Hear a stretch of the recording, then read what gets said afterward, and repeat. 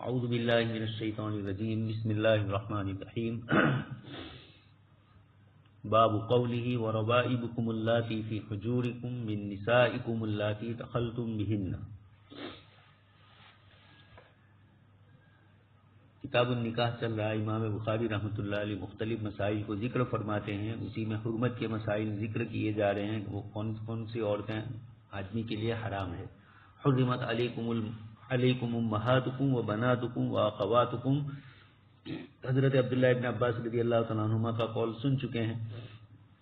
نسب سے 7 رشتہ داریاں اور 7 سسرالی رشتے، اسی میں ہے وَرَبَائِبُكُمُ اللَّاتِي فِي حُجُورِكُم مِّن نِّسَائِكُمُ اللَّاتِي دَخَلْتُم بِهِنَّ، آدمی پر جو عورتیں حرام ہیں ان میں سے وہ بچیاں اللَّاتِي فِي حُجُورِكُم جو تمہاری پرورش میں ہے، مِّن نِّسَائِكُمُ اللَّاتِي دَخَلْتُم بِهِنَّ تمہاری ان عورتوں سے، یعنی عورتوں کے اگلے شوہر سے، اللَّاتِي دَخَلْتُم بِهِنَّ جن عورتوں سے تم نے دخول کیا، صحبت کر لی۔ آیت کریمہ میں یہ فرمایا گیا کہ آدمی کسی عورت سے شادی کرتا ہے اور اس عورت کی اگلے شوہر سے کوئی بچی ہے، تو آیا وہ اس بچی سے شادی کر سکتا ہے؟ آیت کریمہ میں اللہ تبارک تعالیٰ نے 2 جملے ارشاد فرمائے، اللاتی فی حجورکم اور من نسائکم اللاتی دخلتم بہن، 2 شرطیں ذکر فرمائی۔ ایک تو یہ کہ وہ ربیبہ حرام ہے تمہارے لیے، وہ پرورش پانے والی بچی حرام ہے تمہارے اوپر جو تمہاری گود میں ہو، تمہاری پرورش میں ہو، تمہارے ماتحت رہتی ہو، ایک قید یہ ہے۔ اور دوسری قید یہ بتلائی کہ جن عورتوں سے جن کی یہ ربیبہ ہے اور جن عورتوں سے تم نکاح کر رہے ہو، یہ عورتیں اللاتی دخلتم بہن، اگر ان عورتوں سے تم نے دخول کر لیا، آیت کریمہ میں لفظ ہے دخول، اس کی تفسیر میں ائمہ کا اختلاف ہے۔ امام شافعی رحمۃ اللہ علیہ اس سے جماع مراد لے رہے ہیں، جبکہ ائمہ ثلاثہ اس سے خلوت صحیحہ مراد لے رہے ہیں۔ نفس خلوت ہو گئی میاں بیوی کے درمیان، اس کو دخول سے تعبیر کیا جائے گا۔ آپ سن چکے ہیں طبعی شرعی کسی قسم کی سماجی کوئی رکاوٹ نہیں ہے میاں بیوی کے درمیان، اور ایک کمرے میں وہ ہے تو اس کے بعد یہ خلوت صحیحہ کے حکم میں ہے۔ البتہ وَرَبَائِبُكُمُ اللَّاتِي فِي حُجُورِكُم، یہ فی حجورکم کی قید اتفاقی ہے، یہ تمہاری پرورش میں ہو یا نہ ہو۔ جب تم نے ایک عورت سے شادی کی اور اس کی بچی ہے اور وہ بڑی ہو گئی، اب اس عورت کا یا تو انتقال ہو گیا یا عورت کو طلاق دی، اب مستقبل کے اندر اس بچی سے نکاح کرنا چاہو تو شریعت نے اس کو حرام فرمایا۔ اب یہ فی حجورکم کوئی قید ضروری نہیں ہے، یعنی یہ ضروری نہیں کہ یہ بچی، 2 شرطیں ذکر کی ہے، من نسائکم اللاتی دخلتم بہن، صرف کسی عورت سے نکاح کی بات چلی ہے یا نکاح ہوئے ہیں، اور اللاتی دخلتم بہن خلوت صحیحہ نہیں ہوئی ہے، یا شوافی کے قول کے مطابق صحبت نہیں ہوئی ہے، تو یہ عورت سے نکاح کرنا جائز ہے ربیبہ سے۔ لیکن جب اس سے صحبت ہو چکی یا خلوت صحیحہ ہو گئی تو اب اس کی اس بچی سے مستقبل میں نکاح کرنا جائز نہیں ہے۔ وَرَبَائِبُكُمُ اللَّاتِي فِي حُجُورِكُم مِّن نِّسَائِكُمُ اللَّاتِي دَخَلْتُم بِهِنَّ، یہ آیت کریمہ میں ذکر فرمایا۔ آیت میں 2 قیدیں ہیں، لیکن ایک اتفاقی ہے، یعنی ہو یا نہ ہو، جسے خود آپ صلی اللہ علیہ وسلم کا مسئلہ ہے کہ آپ کی زینب بنت ام سلمہ، جن کا ایک حصہ ذکر کیا جا رہا ہے، آگے بھی آ چکا ہے، یہ آپ صلی اللہ علیہ وسلم کی ربیبہ اس معنی میں تو تھی کہ آپ صلی اللہ علیہ وسلم نے ان کی والدہ سے نکاح کیے تھے، لیکن آپ نے ان کو پرورش میں اپنے پاس نہیں رکھا تھا۔ ان کے قریبی رشتہ دار تھے حضرت نوفل اشجعی رضی اللہ تعالیٰ عنہ، ان کی پرورش میں ان کو دیا تھا۔ تو معلوم یہ ہوا کہ من نسائکم اللاتی فی حجورکم کی قید ضروری نہیں ہے، یعنی حرمت کے لیے اس کا ہونا ضروری نہیں ہے کہ وہ پرورش میں ہو، پرورش میں نہیں ہوگی لیکن عورت سے صحبت ہو چکی ہوگی تو اس بنیاد کے اوپر اس ربیبہ سے نکاح کرنا حرام ہوگا۔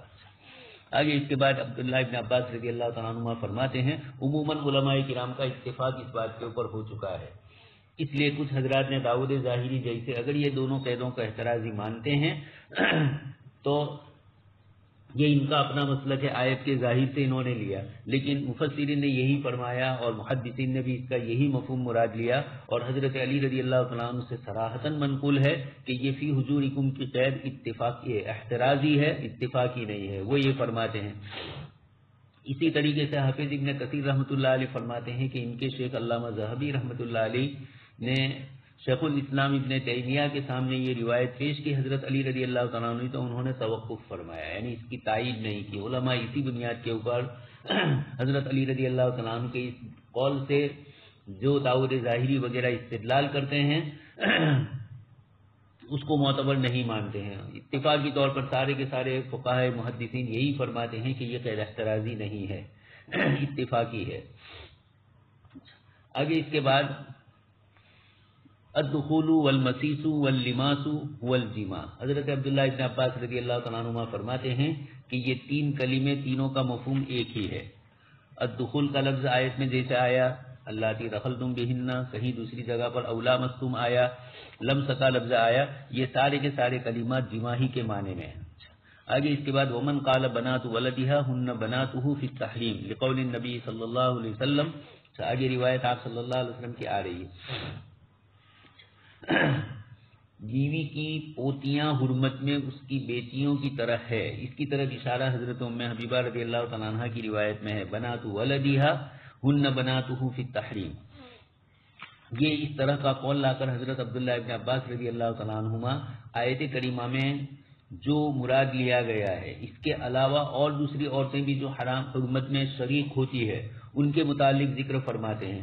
اس لیے سب سے پہلے تو آپ نے فرمایا کہ بیوی کی اولاد پوتی یا نواسی یہ بھی حرام ہے، کیونکہ آپ صلی اللہ علیہ وسلم نے حضرت ام حبیبہ رضی اللہ تعالیٰ عنہ سے فرمایا تھا کہ اپنی بیٹیوں اور بہنوں کو مجھ پر پیش نہ کرو، تو بیٹی کا لفظ آیا تو بیٹیوں میں بیٹے کی بیٹی بھی اور بیٹی کی بیٹی بھی، پوتی بھی اور نواسی، یہ دونوں داخل ہو گئی۔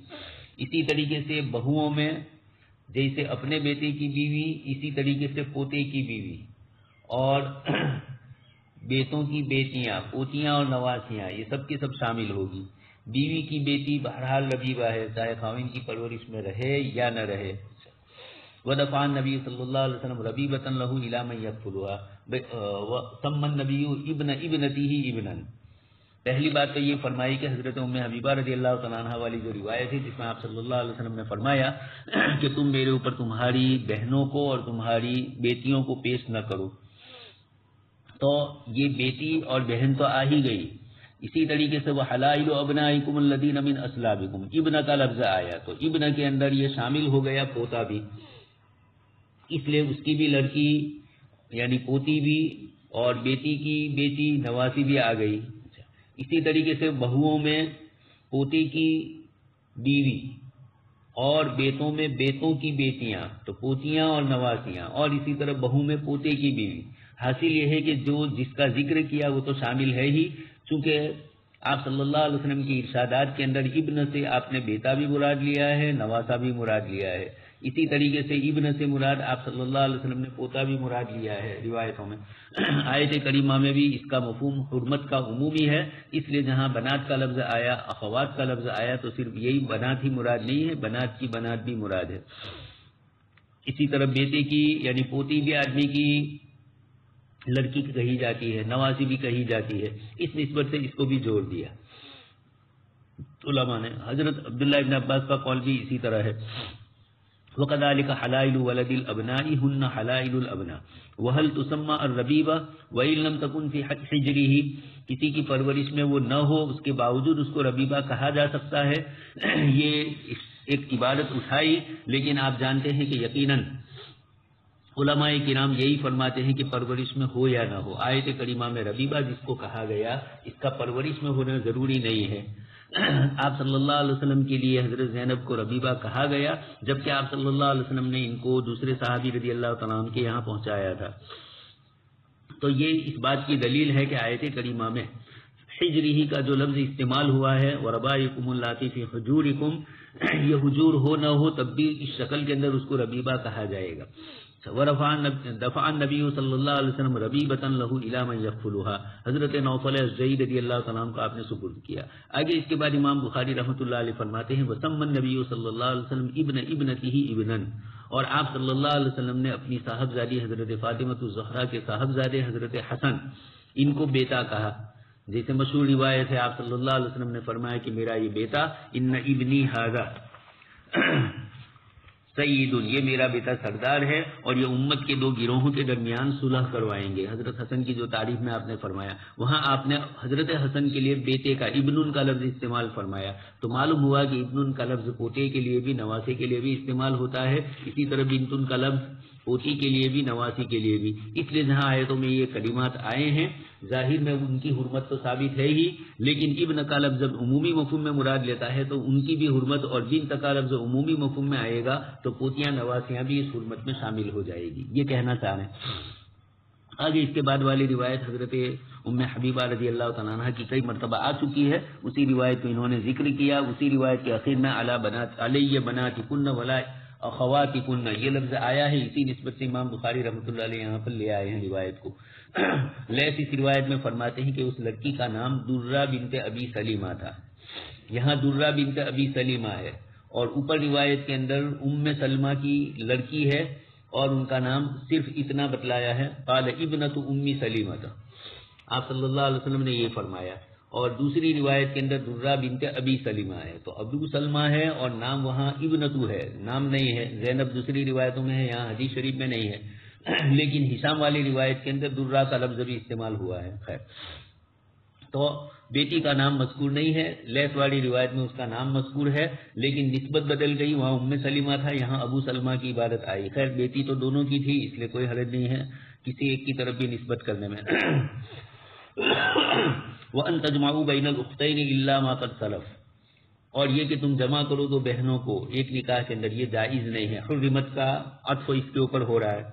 الا ما قد سلف، مگر وہ جن کا پہلے گزر چکا ہے، جن کا معاملہ جاہلیت میں جو چیزیں ہو چکی، آیت کے نزول کے بعد اب اللہ تبارک تعالیٰ کی طرف سے ان کے جمع کرنے کو جائز نہیں فرمایا. یہاں بھی ام حبیبہ والی روایت انہوں نے اپنی بہن کی بات کی اور آیت کریمہ میں یہ پیش کیا گیا. یہی ہو سکتا ہے کہ حضرت ام حبیبہ رضی اللہ تعالیٰ عنہ کو یا تو آیت کا پتہ نہ ہو اس لیے اپنی بہن کی درخواست کی، یا حضرت ام حبیبہ رضی اللہ تعالیٰ عنہ نے اس کو حضور کی خصوصیت سمجھی ہو.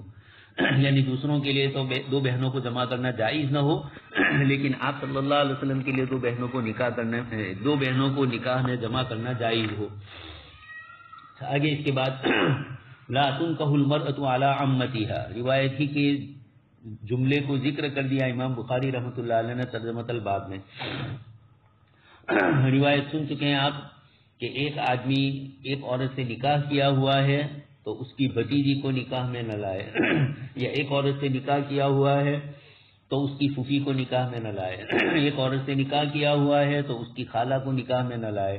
ایک عورت سے نکاح کیا ہوا ہے تو اس کی بھانجی کو نکاح میں جمع نہ کرے. تو پھوپھی اور بھتیجی، خالہ اور بھانجی، یہ دونوں کا حرمت والا مسئلہ نکاح کے اندر ہے. ان دونوں کو، یعنی ایک تو ہے نفس نکاح میں دو عورتوں کو جمع کرنا، اور ایک یہ ہے کہ دو بہنوں کو جمع کرنا، اور تیسرا یہ ہے کہ کچھ ایسے رشتے ہیں کہ ان کو نکاح میں جمع کرنے میں بڑی پریشانی، آپس کے حسن سلوک اور صلہ رحمی میں گڑبڑ آتی ہے. تو آپ صلی اللہ علیہ وسلم کے تینوں ارشادات کو الگ الگ ترجمے میں امام بخاری رحمۃ اللہ علیہ نے جمع کیا. پہلے دو بہنوں کو نکاح میں جمع کرنے سے منع کیا. اسی کی علت یہاں بھی پائی جاتی ہے. اگرچہ دو بہنوں کا رشتہ انتہائی قریبی ہے لیکن پھر بھی پھوپھی اور بھتیجی، بھانجی اور خالہ کا رشتہ بھی آپس میں قریبی ہے. تو ان میں بھی آپ صلی اللہ علیہ وسلم نے قطع رحمی نہ ہو، اس لیے ایک آدمی کے نکاح میں پھوپھی اور بھتیجی دونوں جمع ہوں گی اور سوکن ہوگی، دونوں میں جھگڑے ہوں گے، پریشانیاں ہوگی. اور یہ روایت مشہور ہے، مسئلہ اجماعی ہے، کچھ روافظ وغیرہ کا استثناء ہے. ایک اور قاعدہ آپ ہمارے یہاں سن چکے ہیں قدوری ہدایہ میں. ہمارے یہاں قاعدہ ہے کہ ایسی دو عورتوں کو نکاح میں جمع کرنا جائز نہیں ہے جن میں سے ایک کو تھوڑی دیر کے لیے مرد فرض کر لیں ہم، تو اس کا خود دوسری کے ساتھ نکاح جائز نہ ہو. دونوں عورتیں ہیں، ان میں ایک کو مرد سمجھا جائے تھوڑی دیر کے لیے اور ایک کو عورت. وہ تو ہے ہی دونوں عورتیں، لیکن یہ سمجھا جائے، فرض کیا جائے اور ان دونوں کا آپس میں نکاح جائز نہ ہو. ایسی عورتوں کو نکاح میں جمع کرنا بھی جائز نہیں ہوگا. مثال کے طور پر پھوپھی اور بھتیجی ہے، ان دونوں میں سے ایک کو مرد قرار دیا جائے اور دوسرے کو عورت، تو یقینی بات ہے کہ ان کا نکاح صحیح نہیں. تو اس طریقے سے ان دونوں کو جمع کرنا بھی جائز نہیں. لیکن اگر حرمت ایک طرف سے ہو اور دوسری طرف سے نہ ہو تو پھر جمع کرنے میں کوئی حرج نہیں ہے، دونوں طرف سے حرمتیں ہو، اس قسم کے نکاح جائز ہے۔ احناف نے اصول روایتوں کی روشنی کے اندر ترتیب دیا ہے۔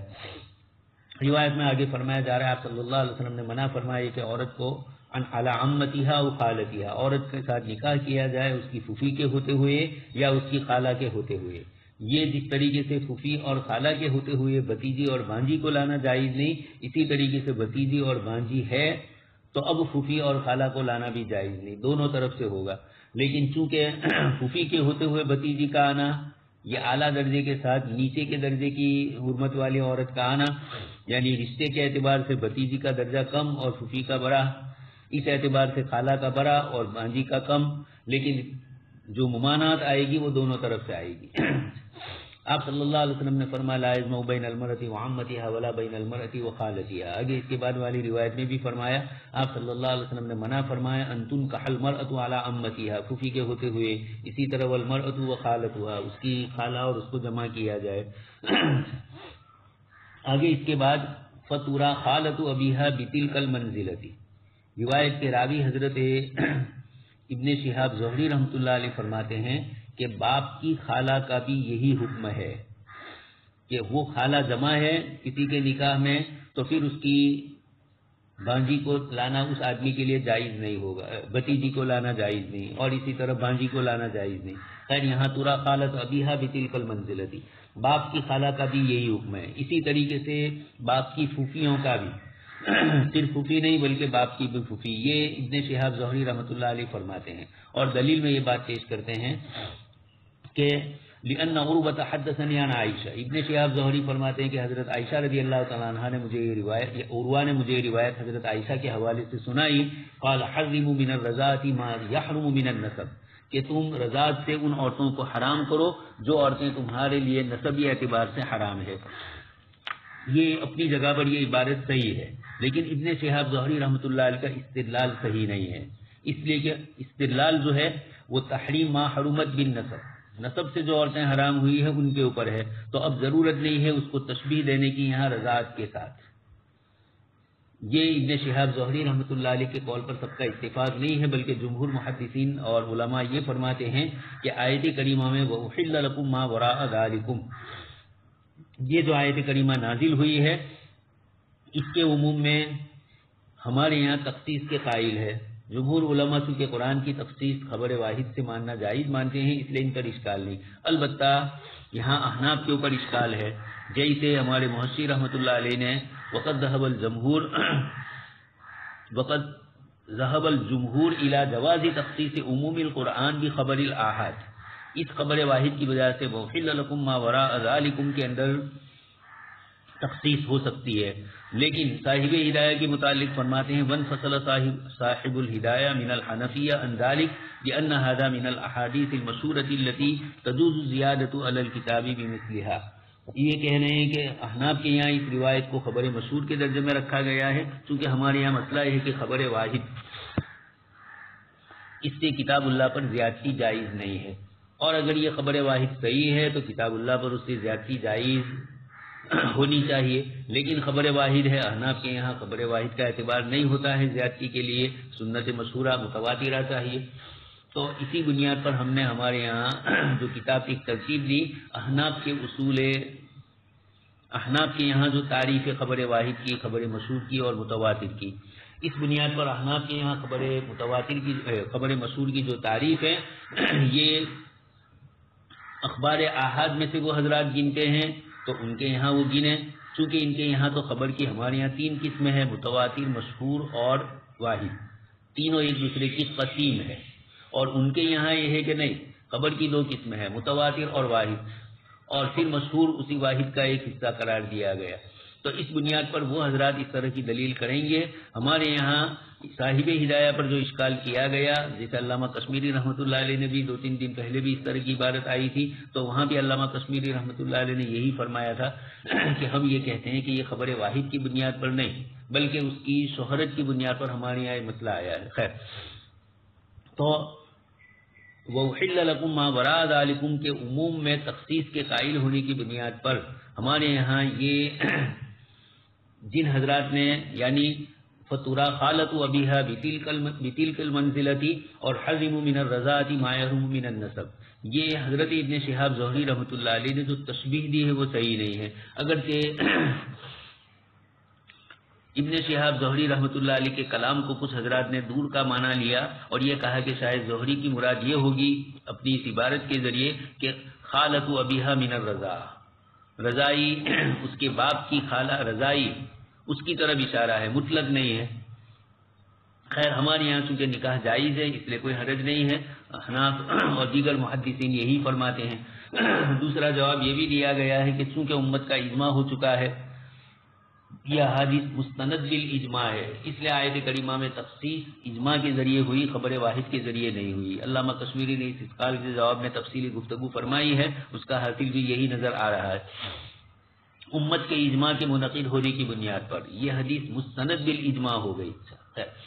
آگے اس کے بعد داؤد ابن عون صوبی سے روایت نقل کرتے ہیں، وہ حضرت ابو ہریرہ رضی اللہ تعالیٰ عنہ سے نقل کرتے ہیں. آگے اس کے بعد وہ عبارت زہری کا قول نقل کیا. حضرت ابو ہریرہ سے حدیث نقل کی کہ آپ صلی اللہ علیہ وسلم نے پھوپھی پر بھتیجی کے نکاح سے اور خالہ پر بھانجی کے نکاح سے منع فرمایا. ابن شہاب زہری نے فرمایا کہ عورت کے باپ کی خالہ کا بھی یہی حکم ہے، یعنی عورت اور اس کے باپ کی خالہ کو بھی نکاح میں جمع نہیں کیا جا سکتا. یہ ان کا ہے قول. اور آگے روایت نقل کی حضرت عائشہ کی حدیث کو، تو اس کے جواب میں حضرت زہری نے حضرت عائشہ کی اس حدیث کو اپنے قول فنورا خالت ابیہا بتلک المنزلہ کے بطور دلیل کے پیش کیا. لیکن اشکال یہ ہوتا ہے کہ دعویٰ اور دلیل دونوں کے درمیان مطابقت نہیں ہے. دعویٰ تو یہ ہے کہ عورت اور اس کے باپ کی خالہ کو ایک نکاح میں جمع نہیں کیا جا سکتا، اور دلیل دی جا رہی حرم من الرضاع ما یحرم من النسب. تو دلیل میں پیش گئی روایت میں حرمت رضاعت کا بیان ہے، اور دعوے میں گفتگو ہو رہی ہے حرمت نسب اور حرمت مصاہرت کی، کہ عورت اور اس کے باپ کی خالہ کو جمع نہیں کیا جا سکتا. اس لیے کئی علماء نے فرمایا ہے کہ ابن شہاب زہری رحمۃ اللہ علیہ کا یہ استدلال مکمل نہیں ہے. پھر اس کے بعد ہمارے حاشیے کے اندر بھی جمہور کے قول کو نقل کیا ہے، جواز تخصیص عموم القرآن بھی خبر الواحد، اور اس بنیاد کے اوپر اس مسئلے کو اسی طریقے سے پیش کیا جائے گا، جمہور کے قول پر ہی عمل کیا جائے گا. ابن شہاب زہری رحمۃ اللہ علیہ نے جو استثناء کیا ہے اس کا اعتبار نہیں ہے، اس لیے کہ ان کا جو کلام ہے اس کے اندر دعویٰ اور دلیل کے درمیان بہت بڑا فرق ہے. خیر مسئلہ تو آپ سب جانتے ہی ہیں، لا یجمع بین المرأۃ وعمتها، یہ روایت آپ صلی اللہ علیہ وسلم کی جو ہے اس کی بنیاد کے اوپر خالہ اور بھانجی، پھوپھی اور بھتیجی دونوں کو جمع نہیں کیا جائے گا. پھر ان کے علاوہ کے سلسلے کے اندر جو ذکر کیا گیا ہے وہ الگ مسئلہ ہے. اس لیے جمہور حضرات اس جیسے حدیث کی وجہ سے آیت کریمہ کے عموم میں تخصیص کے قائل ہوئے ہیں. آگے اس کے بعد باب الشگار، یہ بھی نکاح کا ایک طریقہ جاہلیت میں تھا لیکن اس کی شکل اور تھی، اور اب اگر اس کی شکل وہ باقی نہ رہے اور نکاح ہو تو نکاح جائز ہو سکتا ہے. اچھا کچھ باتیں ایسی ہیں کہ احناف کے یہاں ان چیزوں کی گنجائش دی جاتی ہے کہ اس چیز کو اس طریقے سے کیا جائے. احناف کوئی لزومی اور وجوبی چیز ذکر نہیں فرماتے. اب مثلا جاہلیت میں نکاح شگار تھا اور اس کی شکل جیسے کہ امام مالک رحمۃ اللہ علیہ کے حوالے سے یہاں روایت میں ذکر کی گئی. امام شافعی رحمۃ اللہ علیہ فرماتے ہیں کہ مجھے یہ معلوم نہیں ہے کہ آگے کی جو قید ہے نکاح شگار کی جو تعریف ہے. حضرت عبداللہ ابن یوسف امام مالک رحمۃ اللہ علیہ ان سے نقل کرتے ہیں، وہ امام مالک سے امام نافع سے امام مالک نقل کرتے ہیں، اور نافع عبداللہ ابن عمر سے کہ آپ صلی اللہ علیہ وسلم نے نہا عن الشگاری، نکاح شگار سے منع فرمایا. والشگار ان یزوج الرجل ابنته علی ان یزوجه الاخر ابنته لیس بینهما صداق. نکاح شگار کی تعریف فرمائی کہ ایک شخص اپنی بیٹی یا اپنی بہن کا نکاح کروائے دوسرے کی بیٹی یا بہن سے، یعنی اس شرط پر اپنی بیٹی یا بہن کو دوسرے کے نکاح میں دے کہ سامنے والا اپنی بیٹی یا اپنی بہن اس کو نکاح میں دے. اور یہ اس طریقے سے دونوں کا ادھر سے ادھر کرنا، آتا ساتا کرنا، ادلا بدلی جو ہمارے یہاں بولی جاتی ہے، یہی مہر ہو، دوسرا کوئی مستقل مہر نہ ہو. یہ اس طرح کی جو شکل بنتی ہے، تو اگر ایک آدمی اپنی بیٹی کا نکاح کروا رہا ہے دوسرے کی لڑکے کے ساتھ، اور اس کی لڑکی کا اپنے لڑکے کے ساتھ، اپنی لڑکی کا اس کے لڑکے کے ساتھ، اس طریقے سے جو کر رہا ہے، اور اگر مہر باقاعدہ دونوں طرف سے الگ الگ مقرر ہوتی ہے، تو ظاہری اعتبار سے جاہلیت میں جو شگار تھا وہ شگار اب نہیں رہا. یہاں تو لیس بینہما صداق ہے، اور اب وہ کیفیت نہیں پائی گئی. اب اگر اس طریقے کا کوئی نکاح ہوا تو اس پر کیا حکم لگے گا، اصل یہ سوچنا ہے. امام ابو حنیفہ رحمۃ اللہ علیہ نعوذ باللہ اپنے قصد اور ارادے سے ان چیزوں کی جس میں حدیث شریف میں ممانعت آئی، امام صاحب اللہ کے رسول صلی اللہ علیہ وسلم کی ممانعت کو جواز میں بدل دیں، اس طریقے کی یہ باتیں نہیں ہے. یہ کیسی ہمت ہوگی؟ اذا صح الحدیث فهو مذہبی، آپ فرما رہے ہیں کہ جب کوئی صحیح حدیث مل جائے تو وہی میرا مذہب ہے. تو ایسی کئی چیزیں ہیں جہاں اگر کسی نے اس طرح کا کوئی عمل کر لیا تو اب حکم کیا لگے گا، یہ سوال امام صاحب اور احناف کے یہاں آتا ہے. اس کا یہ مطلب نہیں ہوتا ہے کہ ہم جان بوجھ کر کسی کو یہ کہے کہ نکاح شگار کرو. اللہ کے رسول نے حدیث شریف میں منع فرمایا، اور جس شکل کے ساتھ منع فرمایا اس شکل میں ہم تھوڑا کچھ استثناء کر دیں اور پھر ہم یہ کہیں کہ نہیں یہ کرو، تو یہ مراد نہیں ہے. یہ مفتی کے لیے ہے.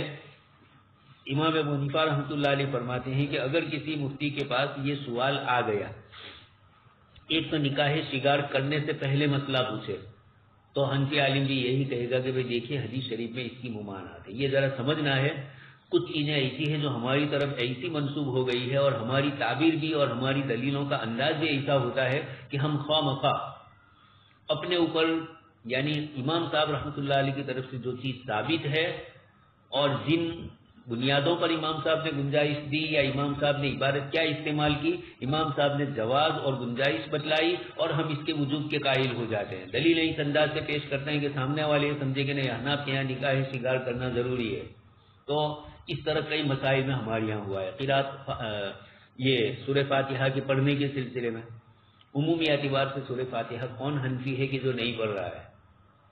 نمازوں میں ہم پڑھ ہی رہے ہیں، الا یہ کہ امام کے تابع ہو کر پڑھنے کا مسئلہ الگ ہے، لیکن عام احوال میں تو اب لا صلاۃ لمن لم یقرأ بفاتحۃ الکتاب اور اس طرح کی روایتوں پر ہم اتنا زور دیں کہ یہ محسوس ہو کہ کوئی ہمارے یہاں سورہ فاتحہ جائز ہی نہیں ہے. یہ تصورات کبھی ہماری دلیل کے انداز سے ہو جاتا ہے، تو ایسا نہیں کرنا چاہیے. پہلے ہمارے یہاں جو مسئلہ ہوتا ہے، امام ابو حنیفہ رحمۃ اللہ علیہ نے آیت اور حدیث شریف کے درمیان جب اس طرح کا مسئلہ ہوا، ایک طرف فقرؤ ما تیسر من القرآن آیا اور دوسری طرف لا صلاۃ لمن لم یقرأ آیا، تو امام ابو حنیفہ رحمۃ اللہ علیہ نے ان دونوں کے درمیان جمع کرنے کی شکل اپنائی، ایک کو فرض کہا اور ایک کو واجب کہا. اس طریقے سے یہاں پر بھی اور اس طرح کی دوسری جتنی بھی مثالیں آئے گی آگے، لا نکاح الا بولی آ رہا ہے، تو ہم یک طرفہ دلیل نہ کریں، ہم اپنے مسلک کو جو ہمارے یہاں بھی ہے اس کو پہلے واضح کریں اور پھر یہ کہے کہ ہمارے یہاں گنجائش ہے. اب دیکھیے یہ نکاح شگار ہے، اسی طرح اسی طریقے سے بیعات فاسدہ ہے. احناف یہ نہ کہے کہ یہ بیعات فاسدہ ہمارے یہاں جائز ہے، ہمارے یہاں بھی اس میں کراہت ہے، لیکن اب اس کے بعد احناف نے یہ کہا کہ بیع جدید فی حق کی ثالث، تیسرے کے حق میں یہ بے بن جاتی ہے. لیکن یہ کب ہوتا ہے؟ تیسرے کو بھی آپ کہو گے بھائی دیکھو ہم دونوں نے سودا کیا تھا اور اب تم کو میں نے بیچا، مشتری یہ کہے دوسرے کو، خریدنے والے کو، کہ میں نے فلانے سے خریدا تھا اور ہمارا سودا بے فاسد کا ہوا تھا، اس لیے یہ شرعی اعتبار سے صحیح نہیں ہے، تو آپ پہلے یہ چیز مجھے لوٹا دیجئے تاکہ میں ان کو لوٹاؤں اور صحیح طریقے سے ہم بے کریں اور پھر اس کے بعد میں آپ کو دوں. اس طرح نکاح شگار بھی ہمارے یہاں شگار کے سلسلے میں یہی کہا جائے کہ حدیث شریف میں نکاح شگار سے منع فرمائے. البتہ احناف نے ایک بیچ کی راہ اپنائی ہے کہ نکاح شگار کی جو تعریف حدیث شریف میں جس ممانعت کو وہ شامل ہے، ہمارے یہاں اگر بعین ہی اس طرح کیا تو ہم بھی اس نکاح کو باطل کہتے ہیں. لیس بینہما صداق، اگر آج بھی یہ شرط لگائی جائے تو صحیح نہیں، اور اگر لگائی بھی جائے تو ایک دوسرا اصول ہمارے یہاں ہے، نکاح فاسد کے اندر نکاح کے اندر فاسد شرط لگانے سے شرط باطل ہو جاتی ہے اور نکاح صحیح رہتا ہے، تو اب اس شرط پر عمل نہیں کیا جائے گا.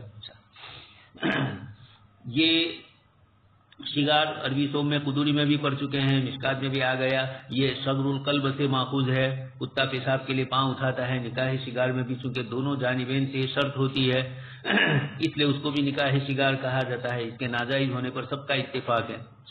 ابن عبد البر رحمۃ اللہ علیہ نے اس پر اجماع نقل کیا. تو یہ نکاح اگر کرے تو منعقد ہوگا یا نہیں. اب مسئلہ یہ آتا ہے، ایک عامی آدمی نے کوئی عمل کر لیا، ایسی کئی مسائل ہمارے یہاں ہیں جیسے آپ سن چکے ہیں کہ ایک آدمی نے کسی کی چھری لے لی اور اس سے جانور ذبح کیا اپنا، تو جانور حلال ہوگا یا نہیں. اسی طریقے سے غصب کی ہوئی زمین پر نماز پڑھ رہا ہے، غصب کیے ہوئے کپڑے میں نماز پڑھ رہا ہے. اس طرح کی جتنی شکلیں ہیں تو غصب کا گناہ تو اس کو ہوگا، اس کی نفی نہیں ہے، لیکن اس نے نماز پڑھی تو نماز ہو جائے گی۔ اسی طریقے سے آپ سن چکے ہیں کہ ایک آدمی 48 میل کا سفر طے کر رہا ہے، مسافر ہے۔ اب یہ مسافر چاہے چوری کی شکل میں مسافر ہے، یعنی چوری کرنے جا رہا ہے، کسی اور گناہ کے کام میں جا رہا ہے، تب بھی شرعی کنسیشن جو اس کو 4 رکعت سے 2 رکعت والا ہے وہ تو ملے گا۔ یہاں مسئلہ دوسرا ہے کہ وہ گنہگار ہوگا۔ اس طریقے سے یہاں پر بھی نکاح شگار کی ممانعت پر سب کا اجماع ہے، لیکن اگر کل لیا تو منعقد ہوگا یا نہیں؟ جمہور فرماتے ہیں کہ منعقد نہیں ہوگا، احناف کہتے ہیں کہ منعقد ہو جائے گا۔ امام احمد رحمۃ اللہ علیہ سے بھی ایک روایت ایسی ہے۔ ایک اور اصول ہمارے یہاں چلتا ہے افعال شرعیہ اور افعال حسیہ، یہ اصول میں آپ پڑھ چکے ہیں۔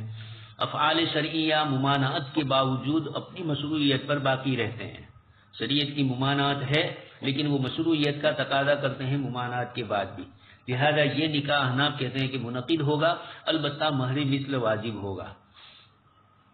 اس لیے کہ جو مہر مقرر کیا، یہ مہر کا مقرر کرنا صحیح نہیں ہے۔ احد البزعین، تمہاری لڑکی کا میرے لڑکے سے اور میری لڑکی کا تمہارے لڑکے سے، اور یہی مہر، تو تبادلہ بس اتنا ہی ہوا ہے دونوں کے بزا کا، اس اعتبار سے یہ تسمیہ صحیح نہیں ہے، بزا مال نہیں ہے۔ لیکن اب جب وہ مال ہے، شرط فاسد جو ہوتی ہے وہ باطل ہو جاتی ہے، نکاح صحیح ہو جاتا ہے، تو یہاں پر یہ ہوا کہ یہ جو شرط لگائی تھی وہ اب صحیح نہیں ہوگا، اور نکاح مہر مقرر کر دے دونوں طرف سے۔ جب دونوں طرف سے مہر مقرر ہو گیا تو شرعی نقطۂ نظر سے اب کوئی قباحت باقی نہیں رہی، یہ کہہ رہے ہیں۔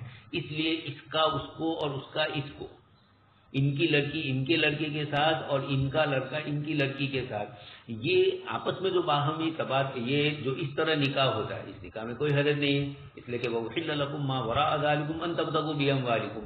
اب پریشانی آئی تھی مہر کی بنیاد پر، مہر مقرر نہیں تھی اور اسی کو مہر بنایا گیا تھا۔ اب جب اس کو مہر نہیں بنایا تو احناف کہتے ہیں کہ ایسا کرنا جائز نہیں ہے کہ پہلے سے مہر کا انکار کرے اور پھر اس کے بعد اس کو مفتی صاحب کے کہنے پر پھر مہر مقرر کرے، یہ نہ کرے، بلکہ وہ جو جاہلیت میں نکاح شگار ہوتا تھا وہ کیا ہی نہ جائے۔ اب جو بدلی ہوئی شکل ہے اس کو شگار کہا ہی نہیں جائے گا، شگار صرف رسمی طور پر ہو رہا ہے، لیکن احد البزعین کا جو تبادلہ ہو رہا ہے باہمی بغیر مہر کے، وہ اب چیز نہیں رہی، اس لیے کہ دونوں طرف سے مہر دی جاتی ہے۔ لیکن پھر بھی چونکہ حدیث شریف کی ممانعت کی ایک شکل اس روایت میں، اس نکاح میں باقی رہی، تو علماء یہ فرماتے ہیں کہ یہ نکاح نہ کیا جائے۔ لیکن کل لیا منعقد ہوگا یا نہیں، مسئلہ وہ آتا ہے۔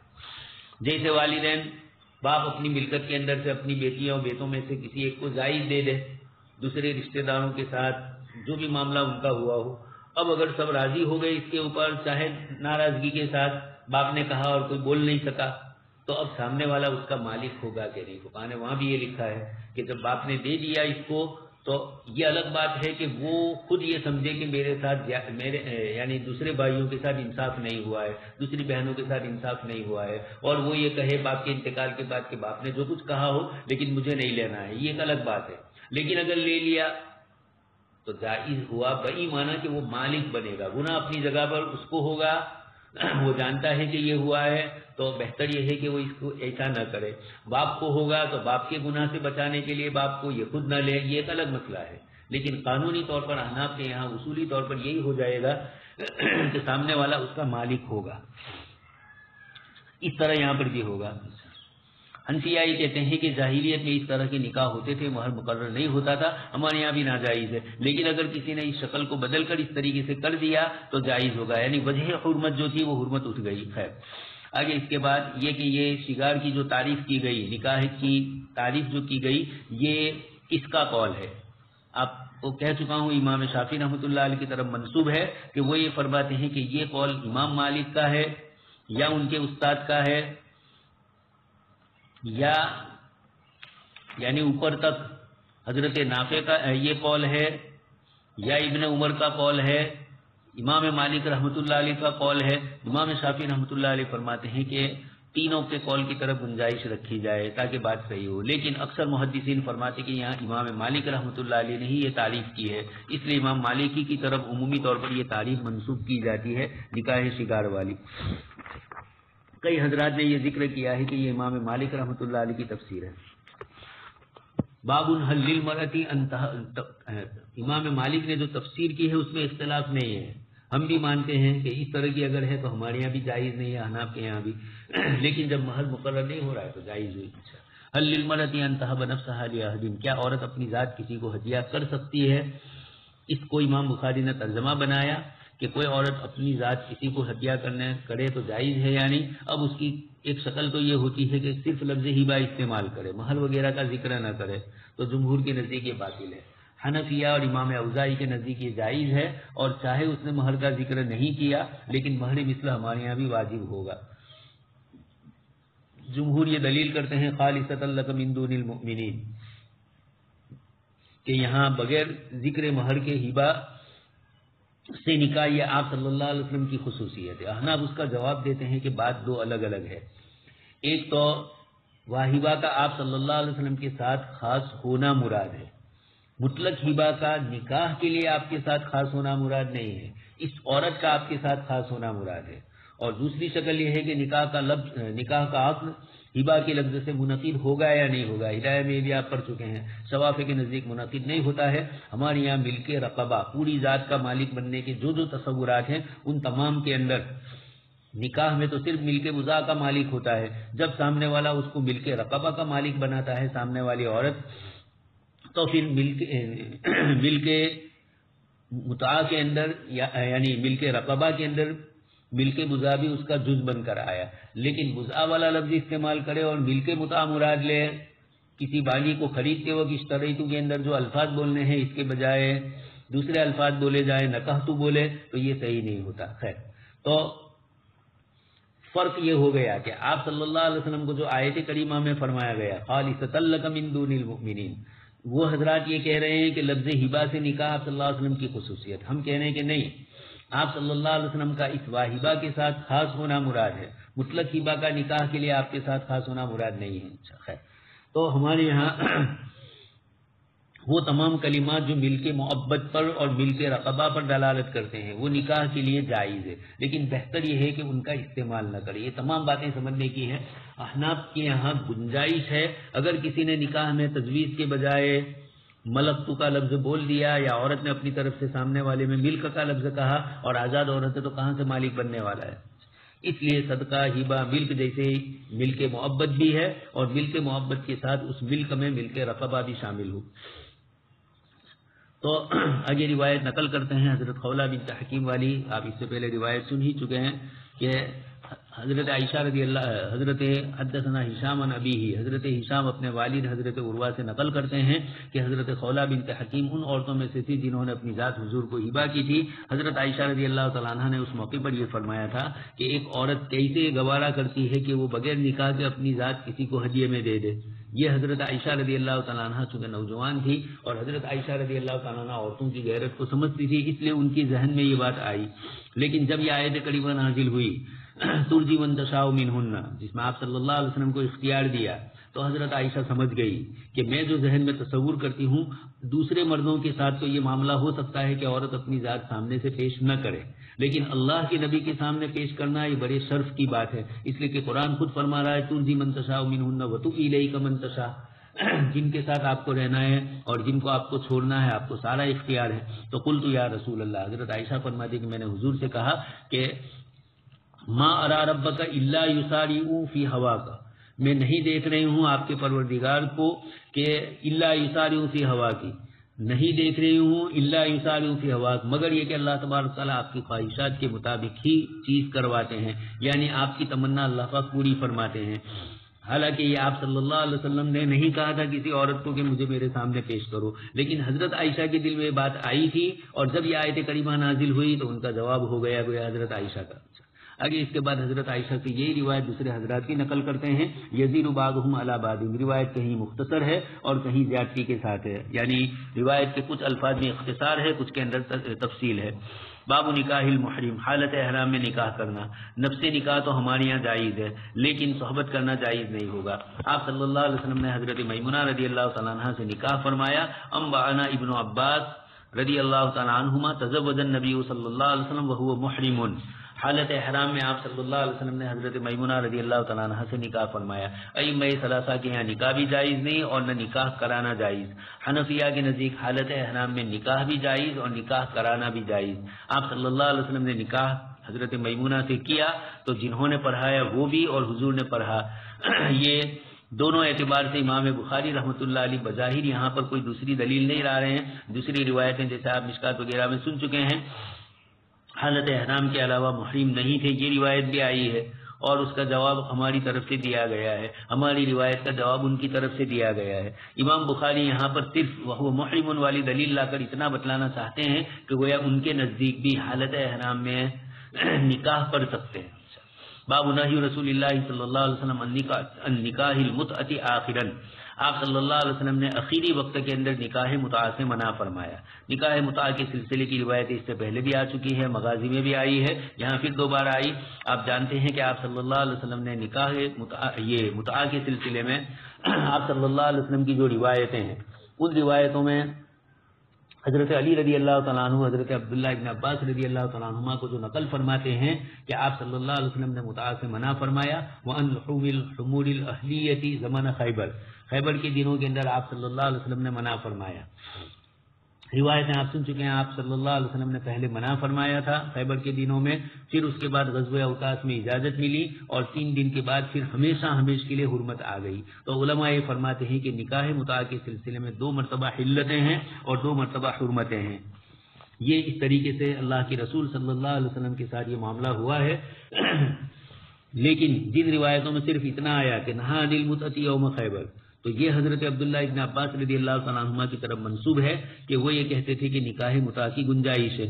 تو عبداللہ ابن عباس رضی اللہ تعالیٰ عنہما کے متعلق آتا ہے کہ جب ان کو ان کے شاگرد نے یہ کہا کہ نکاح متعہ کے سلسلے میں پوچھا گیا اور حضرت عبداللہ ابن عباس رضی اللہ تعالیٰ عنہما نے جواب دیا جیسے حضرت علی رضی اللہ تعالیٰ عنہ سے لوگوں نے کہا کہ ابن عباس نکاح متعہ کے سلسلے میں کوئی حرج محسوس نہیں کرتے ہیں. تو حضرت علی رضی اللہ تعالیٰ عنہ نے فرمایا کہ آپ صلی اللہ علیہ وسلم نے خیبر کے دن منع فرمایا. اس سے اتنا پتہ چلا کہ خیبر کے دنوں میں جو ہے آپ صلی اللہ علیہ وسلم کی طرف سے ممانعت آئی. پھر اس کے بعد نہا عن المتعۃ یوم خیبر. اب اس کے بعد دوبارہ جب یہ روایت آئی کہ آپ صلی اللہ علیہ وسلم نے متعہ سے خیبر کے دن منع فرمایا تو نہا عن یوم خیبر وعن لحوم الحمور الاہلیہ، اس لیے کیسے ہو سکتا ہے کہ حضرت عبداللہ ابن عباس رضی اللہ تعالیٰ عنہما آپ صلی اللہ علیہ وسلم کی ممانعت کے باوجود اس کو جائز سمجھے. خیر، تو آپ کو جب یہ کہا گیا حضرت عبداللہ ابن عباس رضی اللہ تعالیٰ عنہما کو کہ آپ کے متعلق یہ چیز مشہور ہو چکی ہے، تو حضرت عبداللہ ابن عباس رضی اللہ تعالیٰ عنہما نے پھر اس سے رجوع کیا اور یہ کہا کہ بات ایسی نہیں ہے، اور انہوں نے بھی یہی فرمایا، یعنی ان کی طرف سے بھی اس کی ممانعت ہی ہے. تو غزوہ اوتاس میں 3 دن اجازت ملی. مسلم شریف کی روایت ہے، ہمارے محشی نے ان سب کو جمع کیا ہے اور اس سے یہی ثابت کرنا چاہتے ہیں. آگے امام محمد رحمۃ اللہ علیہ کے کتاب الآثار کی عبارت بھی نقل کرتے ہیں. اخبرنا ابو حنیفہ عن حماد عن ابراہیم عن ابن مسعود فی متعۃ النساء. آپ صلی اللہ علیہ وسلم سے حضرت امام محمد، امام ابو حنیفہ وہ اپنے استاد امام حماد سے اور وہ ابراہیم نخعی سے اور عبداللہ ابن مسعود سے نقل کرتے ہیں کہ انما رخصت لاصحاب محمد صلی اللہ علیہ وسلم فی غزاۃ لهم شقوا الیہ فیہا العذوبہ. صحابہ کرام نے آپ صلی اللہ علیہ وسلم سے بیویوں سے دور ہونے کی شکایت کی اور طوفان کے غلبے کے سلسلے میں عرض کیا تو آپ صلی اللہ علیہ وسلم نے ان کو اجازت پھر دی. اور ثم نسخها آیت النکاح، پھر آیت نکاح، آیت میراث اور آیت صداق، ان تمام نے اس کو منع کر دیا، اس لیے کہ اس کے بعد نکاح کی آیتیں آئی کہ کون کون سی عورتوں سے نکاح کر سکتے ہو، اور نکاح تعبیدی کو کہا جاتا ہے، متعہ کو نہیں کہا جاتا. اسی طریقے سے نکاح کے سلسلے میں میراث جو آپس میں چلتی ہے ان آیتوں نے بھی اس کو رد کیا. مہر والی آیتیں آئی، انہوں نے بھی بتلایا کہ باقاعدہ مہر ہے، اور پھر یہ سارے مسائل ایک دوسرے سے جڑے ہوئے ہیں. عبداللہ ابن مسعود رضی اللہ تعالیٰ عنہ نے لا تحرموا طیبات ما احل اللہ لکم، متعہ کے جواز کے سلسلے میں جس وقت کہا گیا تو آپ نے یہی، کچھ حضرات کہتے ہیں کہ یہ قرات پڑھی ہے تو آپ نے یہ مراد نہیں لیا ہے، بلکہ آپ نے متعہ اباحت کے زمانے میں جو تھا اس کی طرف اشارہ فرمانے کے لیے لیا، اس لیے کوئی وہم نہ کرے کہ انہوں نے بھی یہ کہا تھا. تو عبداللہ ابن عباس کا بھی یہی حال ہے، عبداللہ ابن مسعود کا بھی، اور کسی طریقے سے نہیں ہے. جیسے سعید ابن جبیر کا ایک اگلی بات کے اندر فقال ابن عباس نعم جہاں آیا وہاں پر حضرت عبداللہ ابن عباس سے نقل بھی کیا سعید ابن جبیر نے کہ میں نے ان کو کہا لقد صارت بفتیاک الرکبان، آپ کے فتوے پر سوال لوگ ادھر سے ادھر چل رہے ہیں. وقال فیہ الشعراء یعنی فی المتعۃ، تو یعنی شعراء نے بھی بڑھ چڑھ کر حصہ لیا. عبداللہ ابن عباس نے فرمایا واللہ ما بہذا افتیت، اللہ کی قسم میں نے اس کا فتویٰ نہیں دیا. اور آگے عبارت ہے وما ہی الا کالمیتۃ لا تحل الا للمستر. یہ متعہ والا جو مسئلہ ہے یہ تو اضطرار کی طرح ہے، جیسے حالت اضطرار میں مردہ کھانا جائز ہے، اس طریقے سے اس حال میں آپ صلی اللہ علیہ وسلم کی طرف سے اس کی اجازت ملی تھی. یہ تمام روایتیں اس بات کا تقاضا کرتی ہے کہ متعہ کے سلسلے کی جو اجازت تھی وہ آپ صلی اللہ علیہ وسلم کی طرف سے صحابہ کو وقتی اور عارضی طور پر دی گئی تھی، اور اب ہمیشہ ہمیشہ کے لیے غزوہ اوتاس کے بعد اس کی ممانعت آ گئی ہے. اس لیے مختلف روایتوں میں شروع کے دنوں کے اندر آپ صلی اللہ علیہ وسلم کی طرف سے جو متعہ کی اجازت ملی ہے اس کو استدلال کے طور پر پیش نہیں کیا جا سکتا. آگے امام بخاری رحمۃ اللہ علیہ بھی نقل کریں گے انہا منسوخ، یہ آگے روایت آ رہی ہے. حضرت جابر بن عبداللہ فرماتے ہیں اور سلمہ ابن اکوع رضی اللہ تعالیٰ عنہما کہ ہم لوگ لشکر میں تھے، بس ہمارے پاس اللہ کے رسول صلی اللہ علیہ وسلم تشریف لائے. یہ حضرات فرماتے ہیں اچھا پہلی روایت تو یہ حضرت علی والی، پھر اس کے بعد دوسری روایت حضرت عبداللہ ابن عباس رضی اللہ تعالیٰ عنہما والی. آپ سے سمیت ابن عباس یسأل عن متعۃ النساء، آپ سے متعہ نساء کے متعلق پوچھا گیا، عورتوں سے نکاح متعہ کرنے کے سلسلے میں. تو فرق خصا، آپ نے اجازت دی، یعنی یہ آپ نے اس سے پہلے دی تھی اور پھر اس کے بعد عبارت آ رہی ہے رخصہ کا لفظ مطلق ہے کہ آپ نے رخصت دی. البتہ اسماعیلی کی روایت میں ہمارے محشی نے ایک دوسری عبارت نقل کی ہے انما کان ذلک فی الجہاد والنساء قلیل. یہ عبارت بھی بڑھائی کہ رخصت تو دی لیکن اس موقع پر دی جبکہ عورتیں کم تھی اور صحابہ کے نام جہاد میں تھے، اور انہوں نے آپ صلی اللہ علیہ وسلم کے پاس آ کر شکایت کی تو اللہ پاک کی طرف سے نکاح متعہ کی گنجائش اس وقت ملی. فقال له مولا، یہ جو میں کہہ رہا تھا کہ آپ کے کچھ حضرات نے کہا کہ کون ہے نام معلوم نہیں، لیکن محشی نے فتح الباری کے حوالے سے حضرت اکرمہ کی طرف اشارہ کیا کہ آپ کے آزاد شدہ حضرت اکرمہ رحمۃ اللہ علیہ نے فرمایا انما ذلک فی الحال الشدید وفی النساء قلۃ او نحوہ. جب حضرت عبداللہ ابن عباس نے اجازت دے دی تو حضرت اکرمہ سمجھ گئے کہ سامنے والا سائل شاید اس کو عمومی مفہوم میں نہ سمجھ لے، اس لیے انہوں نے وضاحت کی، اور پھر اس وضاحت کی حضرت عبداللہ ابن عباس نے تائید بھی فرمائی، اپنے شاگرد کی وضاحت کی. فقال ابن عباس نعم. اس لیے شیعہ برادری کسی طریقے سے بھی نکاح متعہ کے سلسلے کی باتیں کرتی ہے تو کسی شکل میں بھی جائز نہیں ہے. روایت کے راوی حضرت علی کرم اللہ وجہہ ہے اور اس کو نقل کرنے والے آپ کے صاحبزادے محمد ابن حنفیہ ہے. اتنی دلیلوں کے ساتھ جب یہ چیز معلوم ہو رہی ہے پھر اس سلسلے کے اندر اس طرح کی دلیل کرنا یہ مناسب نہیں ہے. تو آپ صلی اللہ علیہ وسلم کی یہ روایتیں موجود ہے. حضرت محمد ابن علی اور ان کے بھائی عبداللہ یہ دونوں حضرت علی رضی اللہ تعالیٰ عنہ کے صاحبزادے ہیں، اور یہ دونوں حضرات یہ فرما رہے ہیں یہ اس بات کی دلیل ہے کہ اس سے آگے کیا ہو.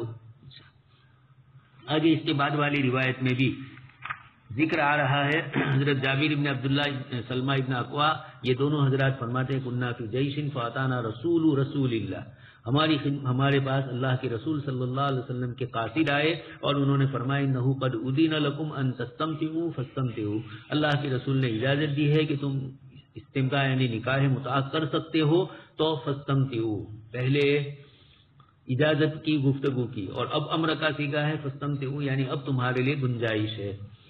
یہ اس بات کی دلیل ہے کہ آپ صلی اللہ علیہ وسلم کی طرف سے جن موقعوں پر اجازتیں ملی تھی اس کو ذکر کیا جا رہا ہے. لیکن امام بخاری رحمۃ اللہ علیہ آگے پھر نقل کریں گے. یہاں وقال ابن ابی ذئب، حضرت ابن ابی ذئب فرماتے ہیں حدثنی یاس بن سلمہ ابن اکوع عن ابیہ عن رسول اللہ ایما رجل وامرأۃ توافقا فعشرۃ ما بینہما ثلاث لیال. یہ روایت بھی دیکھنے کی ہے کہ آپ صلی اللہ علیہ وسلم نے فرمایا کہ جو مرد اور عورت ایک دوسرے سے موافق ہو تو ان کے درمیان 3 دن تک معاشرت رہے گی. اس کے بعد اگر وہ اس مدت میں فإن أحب أن يتزايدا أو يتتاركا تتاركا، بس اگر وہ چاہیں کہ اس میں اضافہ کرے تو پھر عبارت ایک بڑھانی ہوگی کہ وہ اضافہ کر سکتے ہیں، یا ترک کرنا چاہے 3 دن کے بعد دونوں تعلق تو ترک کر سکتے ہیں. فما ادری اشیء کان لنا خاصۃ ام للناس عامۃ. اس کے بعد صحابی فرماتے ہیں کہ مجھے معلوم نہیں کہ یہ چیز ہمارے لیے خاص تھی یا سب لوگوں کے لیے عام تھی، یعنی سب کے لیے ہمارا اختصاص نہیں ہے. حضرت ابو عبداللہ امام بخاری رحمۃ اللہ علیہ فرماتے ہیں وبینہ علی، اس سے حضرت علی رضی اللہ تعالیٰ عنہ مراد لینا ہے. حضرت علی رضی اللہ تعالیٰ عنہ نے اس کو بیان کیا آپ صلی اللہ علیہ وسلم سے کہ وہ منسوخ ہو چکا ہے. اس لیے ابن عباس کی بات بھی بعد میں رجوع کر لیا گیا. پھر بھی روافض اس وقت بھی اس کے قائل ہے، تو یہ اس بات کی دلیل ہے کہ حضرت علی رضی اللہ تعالیٰ عنہ آپ کے دونوں صاحبزادے اور دیگر صحابہ کرام نے اس کو بتلایا کہ یہ شروع میں تھا، اس کے بعد ہمیشہ کے لیے اس کی حرمت ختم ہے، اس کی حرمت آ گئی ہے. اس لیے یہ بھی جو جملہ ذکر کیا آپ صلی اللہ علیہ وسلم کی طرف سے، یہ بھی اس وقت کا تھا جبکہ یہ حکم منسوخ نہیں ہوا تھا. اس وقت آپ نے فرمایا تھا کہ کوئی مرد اور عورت پہلے 3 دن تک کے لیے موافقت کرے اور 3 دن آپس میں ان کے درمیان نکاح متع ہو گیا اور اس مدت کو بڑھانا چاہے تو بڑھا سکتے ہیں اور اگر ختم کرنا چاہے تو ختم کر سکتے ہیں. یہ فما ادری یہ ایک الگ بات ہے. صحابی فرماتے کہ ہمارے لیے خاص، یقیناً اس موقع کے لیے ان کے لیے بھی ہمیشہ کے لیے نہیں، صحابہ کے لیے بھی ایک وقتی طور پر اللہ پاک کی طرف سے اجازت ملی اور غزوہ اوتاس کے بعد ہمیشہ کے لیے اس کی حرمت آ چکی ہے. اس لیے یہ جو اجازت ملی تھی یہ رخصت ختم ہو گئی، اس کو منسوخیت کے درجے میں ذکر فرمایا. عرض المرأة نفسها علی الرجل الصالح، عورت کا اپنے آپ کو کسی نیک آدمی کے نکاح کے لیے پیش کرنا. چنانچہ وہی مسئلہ ہے حضرت یہاں، لیکن روایت دوسری ہے، لیکن اس روایت سے بھی یہ مسئلہ ثابت ہو رہا ہے. جو عورتیں حضور کی خدمت میں آئی اور انہوں نے اپنے آپ کو پیش کیا. یہاں حضرت انس بن مالک رضی اللہ تعالیٰ عنہ نے یہ روایت پیش کی کہ ایک عورت آئی اور انہوں نے آ کر اللہ کے رسول صلی اللہ علیہ وسلم سے کہا کہ حضرت لیلہ بنت قیس کے متعلق آتا ہے، جیسے ام شریک کے متعلق بھی آیا. تو انہوں نے آ کر کہا اللہ کے رسول صلی اللہ علیہ وسلم کے سامنے اپنے آپ کو پیش کیا. قالت یا رسول اللہ الک بی حاجت، یہ اللہ کے نبی کہ آپ کو میری ضرورت ہے. یہ جملہ حضرت انس رضی اللہ تعالیٰ عنہ روایت لوگوں کو سنا رہے تھے. آپ کی بچی بھی وہاں تھی، اس نے کہا ما اقل حیاءہا وا سوءتا. حضرت انس رضی اللہ تعالیٰ عنہ کی صاحبزادی نے یہ کہا کہ آپ صلی اللہ علیہ وسلم کے سامنے خود عورت آ کر یہ کہے کہ آپ کو میری ضرورت ہے، یہ جملہ پسندیدہ نہیں ہے. ما اقل حیاءہا، کتنی ان کے اندر شرم کی کمی ہے، یہ ایک تو کہا. اور پھر افسوس وا سوءتا کا جو جملہ ذکر کیا ہے یہ اس کا بھی یہی مفہوم ہے. یہ اس طرح کی بات انہوں نے نقل کی. سوءتن کا معنی بھی بے حیائی ہے، اس لیے کہ سوءتن شرمگاہ کو کہتے ہیں. یا بنی آدم قد انزلنا علیکم لباسا یواری سوآتکم وریشا، وہاں بھی لفظ سوءتن آیا. تو حضرت انس رضی اللہ تعالیٰ عنہ کی بیٹی نے جب یہ جملہ کہا تو آپ نے کہا یہ خیر منکی، وہ تجھ سے بہتر تھی. رغبت فی النبی صلی اللہ علیہ وسلم فعرضت علیہ نفسها، انہوں نے اللہ کے رسول صلی اللہ علیہ وسلم کے لیے پسندیدگی کا اظہار کیا اور فعرضت علیہ نفسها، حضور پر اپنی ذات کو پیش کیا. یہ تم سے بہتر تھی، وہ حضور کو سمجھتی تھی، اپنے لیے سعادت مندی سمجھ رہی تھی. یہ اس بنیاد کے اوپر خیر. تو یہاں حضرت انس رضی اللہ تعالیٰ عنہ فرماتے ہیں کہ ایک عورت نے اللہ کے نبی کے سامنے اپنے آپ کو پیش کیا. ان کی صاحبزادی نے، امام بخاری اس کو ترجمۃ الباب بنا رہے ہیں. اصل تو اس کے بعد والی لمبی روایت ہے وہ صاف سری ہے کہ جس میں ایک عورت نے اپنے آپ کو پیش کیا آپ صلی اللہ علیہ وسلم کے سامنے، تو ایک صحابی نے فرمایا کہ میرا نکاح کروا دیجیے. پھر قرآن کی بنیاد پر ان سے نکاح ہو گیا. یہ روایت اس سے پہلے آ چکی ہے. ابھی اس کے بعد والی روایت ہے باب ارض الانسان ابنتہ او اختہ علی اہل الخیر، آدمی کا اپنی بیٹی یا اپنی بہن کو کسی نیک بزرگ آدمی کے سامنے پیش کرنا. ایک تو تھا کہ عورت خود آئے اور ایک یہ ہے کہ اس کے اقربا، اس کے اولیاء خود اپنی بیٹی کا نکاح آپ صلی اللہ علیہ وسلم سے کروائے. امام بخاری نے لیکن علی اہل الخیر کا جملہ فرما کر اشارہ کر دیا کہ جیسے اللہ کے نبی صلی اللہ علیہ وسلم کے لیے اس زمانے میں حضرت ابوبکر صدیق اور حضرت عمر نے اپنی صاحبزادی پیش کی، اس طریقے سے آج کے زمانے میں بھی اگر کسی نیک آدمی کے نکاح کے لیے ایک آدمی اپنی بیٹی کو پیش کرتا ہے تو اس کی گنجائش روایت کے ضمن میں ملتی ہے. آگے اس کے بعد حضرت عمر رضی اللہ تعالیٰ عنہ کا واقعہ ہے. حضرت سالم ابن عبداللہ اپنے والد حضرت عبداللہ ابن عمر سے نقل کرتے ہیں اور وہ اپنے والد حضرت عمر ابن خطاب رضی اللہ تعالیٰ عنہ سے روایت نقل کرتے ہیں. حین تأیمت حفصۃ بنت عمر من خنیس بن حذافۃ السہمی وکان من اصحاب رسول اللہ صلی اللہ علیہ وسلم فتوفی بالمدینہ. حضرت خنیس ابن حذافہ السہمی رضی اللہ تعالیٰ عنہ، حضرت عمر رضی اللہ تعالیٰ عنہ نے اپنی صاحبزادی حضرت حفصہ رضی اللہ تعالیٰ عنہ کا نکاح ان سے کیا تھا اور یہ آپ صلی اللہ علیہ وسلم کے صحابہ میں سے ہے. فتوفی بالمدینہ، مدینہ منورہ میں ان کا انتقال ہوا. حضرت خنیس ابن حذافہ السہمی کا. فقال عمر بن الخطاب، تو حضرت عمر فرماتے ہیں کہ جب میری بیٹی بیوہ ہو گئی تو اس کے بعد میں نے یہ سوچا کہ حضرت عثمان سے میں اپنی بیٹی کا پیغام پہنچاؤں. حضرت عثمان رضی اللہ تعالیٰ عنہ کو میں نے پیغام دیا. اتیت عثمان بن عفان فعرضت علیہ حفصۃ فقال سانظر فی امری. حضرت عثمان نے فرمایا کہ میں اس میں غور و فکر کروں گا. فلبثت لیالیہ، پھر چند دن میں ٹھہرا، پھر میری ملاقات ہوئی تو انہوں نے مجھے فرما دیا، حضرت عثمان نے، قد بدا لی اللہ تزوج یومی ھذا، میں اس وقت نکاح نہیں کرنا چاہتا ہوں. قد بدا لی، میری رائے یہ ہے، میرے دماغ میں ذہن میں یہ آ رہا ہے کہ میں ابھی اس وقت نکاح نہ کروں. حضرت عمر نے فرمایا، یہ جواب حضرت عثمان نے دیا. پہلے تو یہ ہوا کہ حضرت ابوبکر صدیق حضرت عمر ابن خطاب نے اپنی بیٹی کا پیغام حضرت عثمان کو پہنچایا تو ارض الانسان ابنتہ او اختہ علی اہل الخیر میں خود حضرت عثمان بھی شریک ہوئے. پھر بعد میں آپ صلی اللہ علیہ وسلم کی طرف نسبت ہو رہی ہے تو حضرت عثمان کو انہوں نے تلاش کیا. حضرت عثمان نے منع کیا تو پھر حضرت ابوبکر صدیق سے ملے. فقلت ان شئت زوجتک حفصۃ بنت عمر، اگر آپ چاہیں تو میں آپ سے نکاح کراؤں. فصمت ابوبکر فلم یرضی الی شیئا، حضرت ابوبکر صدیق خاموش رہے اور کوئی جواب نہیں دیا.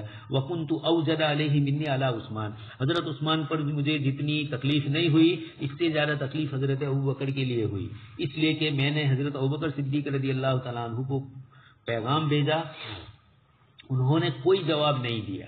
فصمت، خاموش رہے.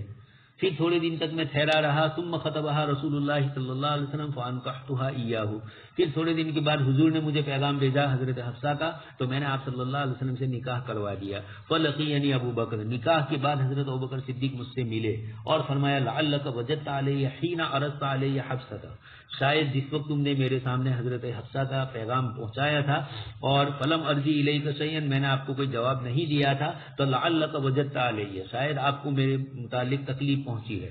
حضرت عمر نے فرمایا کہ میں نے کہا جی ہاں. حضرت ابوبکر صدیق نے فرمایا فإنہ لم یمنعنی، اس کے پیچھے ایک راز تھا اور میں اس راز کو اس وقت فاش کرنا نہیں چاہتا تھا. فلم یمنعنی ان ارجع الیک فیما عرضت علی الا انی کنت علمت ان رسول اللہ صلی اللہ علیہ وسلم قد ذکرہا، مجھے کوئی چیز مانے نہیں تھی ان ارجع الیک کہ میں آپ کو جواب دوں فیما عرضت علیہ، آپ نے میرے اوپر جو بات پیش کی تھی یعنی حضرت حفصہ کے شادی کے سلسلے میں اس بات یا نفی میں کوئی میں آپ کو جواب دوں، لیکن میں نے کوئی جواب نہیں دیا. اس کے معنی کیا تھا؟ انی کنت علمت رسول اللہ، میں یہ جان چکا تھا کہ اللہ کے رسول صلی اللہ علیہ وسلم نے حضرت حفصہ کا تذکرہ فرمایا تھا، لیکن حضور نے صرف تذکرہ فرمایا تھا، حضور نے صراحتاً پیغام بھیجنے کے سلسلے میں وکیل نہیں بنایا تھا. اس لیے جب تم نے میرے اوپر پیش کیا مجھے معلوم تھا کہ حضور نے ان کا تذکرہ کیا ہے، تو اب حضور کے متعلق مجھے یہ پتہ چل گیا کہ شاید آپ صلی اللہ علیہ وسلم نکاح کرنا چاہتے ہیں. تو جب تک حضور کی طرف سے کوئی صراحت نہ ہو جائے، وضاحت نہ ہو جائے، وہاں تک میں انتظار میں تھا. اور پھر اس کے بعد حضور نے پیغام بھیجا اور نکاح ہو گیا.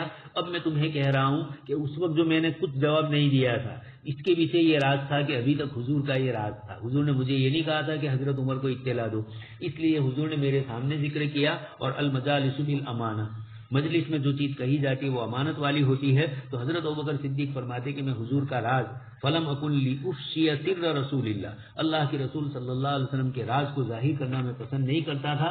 ولو ترکھا رسول اللہ صلی اللہ علیہ وسلم قبلتھا، اگر اللہ کے نبی صلی اللہ علیہ وسلم حضرت حفصہ کے متعلق خاموش رہتے، اس کے بعد ترک کرتے اپنا ارادہ، تو ضرور میں کرتا. یہ آگے بھی یہ روایت آ رہی ہے، نکاح کے پیغام میں کسی کے پیغام پر پیغام مت بھیجو. ایک تو اس کی شکل ہے کہ کسی نے پیغام پہنچا دیا ہے، یعنی کسی لڑکی کی طرف کسی لڑکے والوں کی طرف سے کوئی بات چیت چل رہی ہے اور اب آپ وہاں جا رہے ہیں اور آپ پیغام بھیج رہے ہیں. یہ تو خطبۃ علی خطبۃ اخی ہوا جو سب کو معلوم ہے. امام بخاری آگے نقل کرتے ہیں کہ ایک شکل دوسری بھی ہوتی ہے، اور وہ شکل یہ ہوتی ہے کہ آپ کو معلوم ہوا ہے کہ فلانے کا ارادہ ہے فلانی لڑکی سے نکاح کرنے کا، تو اس کا ارادہ ہے، حالانکہ مسئلے کے اعتبار سے آپ کے لیے جائز ہے، لیکن امام بخاری وہاں لطیف اشارہ کر رہے ہیں کہ کبھی کبھار اس طریقے سے ہوتا ہے. تو ایسے موقع پر بھی آپ کے لیے ابھی وہاں پیغام پہنچانا یا وہاں سے پیغام آئے تو اس سلسلے میں کوئی جواب نہ دینا، جیسے حضرت ابوبکر صدیق رضی اللہ تعالیٰ عنہ نے کیا، اس طریقے سے کیا جائے. آگے اس کے بعد حضرت ام حبیبہ، یہ حضرت ابوبکر صدیق نے حضرت عمر نے اپنی لڑکی کو نیک لوگوں کے سامنے پیش کی. یہی کہا جا رہا ہے کہ اپنی لڑکیوں کو نیک آدمیوں کے نکاح میں دیا جائے. آگے اس کے بعد والی روایت حضرت ابو سلمہ فرماتے ہیں حضرت زینب بنت ابو سلمہ فرماتے ہیں روایت آ چکی ہے، آپ صلی اللہ علیہ وسلم سے حضرت ام حبیبہ نے کہا کہ ہمیں یہ پتہ چلا ہے کہ آپ حضرت درہ ابنت ابی سلیمہ، یہاں نام آیا ان کا درہ اور دوسری جگہ زینب بھی ہے، تو آپ صلی اللہ علیہ وسلم نے فرمایا کہ اعلیٰ ام سلمہ کے ہوتے ہوئے وہ ام المومنین ہے، میرے نکاح میں ہے، اور ان کے ہوتے ہوئے ان کی لڑکی کو میں نکاح میں لاؤں، تو ایک وجہ تو حرمت کی وہی ہے کہ جو ابھی عبارت آ چکی ہے وَحَلَائِلُ أَبْنَائِكُمُ الَّذِينَ مِنْ أَصْلَابِكُمْ،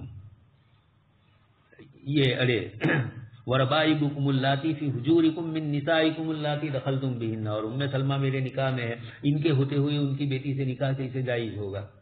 اور دوسرا ہے لَوْ لَمْ أَنْكَ أُمَّ سلمہ ما حلت لی، اگر میں ام سلمہ رضی اللہ تعالیٰ عنہ سے نکاح نہ بھی کرتا تب بھی چونکہ وہ میرے دور شریک بھائی حضرت ابو سلمہ کی صاحبزادی ہے تو دونوں طرف سے حرمت آئی ہے، بھائی کی طرف یعنی والد کی طرف سے بھی حضرت زینب کے یا درہ کے، اور ان کی والدہ کی طرف سے، ان کی والدہ سے میں نے نکاح کیا اور ان کے والد حضور کے دور شریک بھائی ہے۔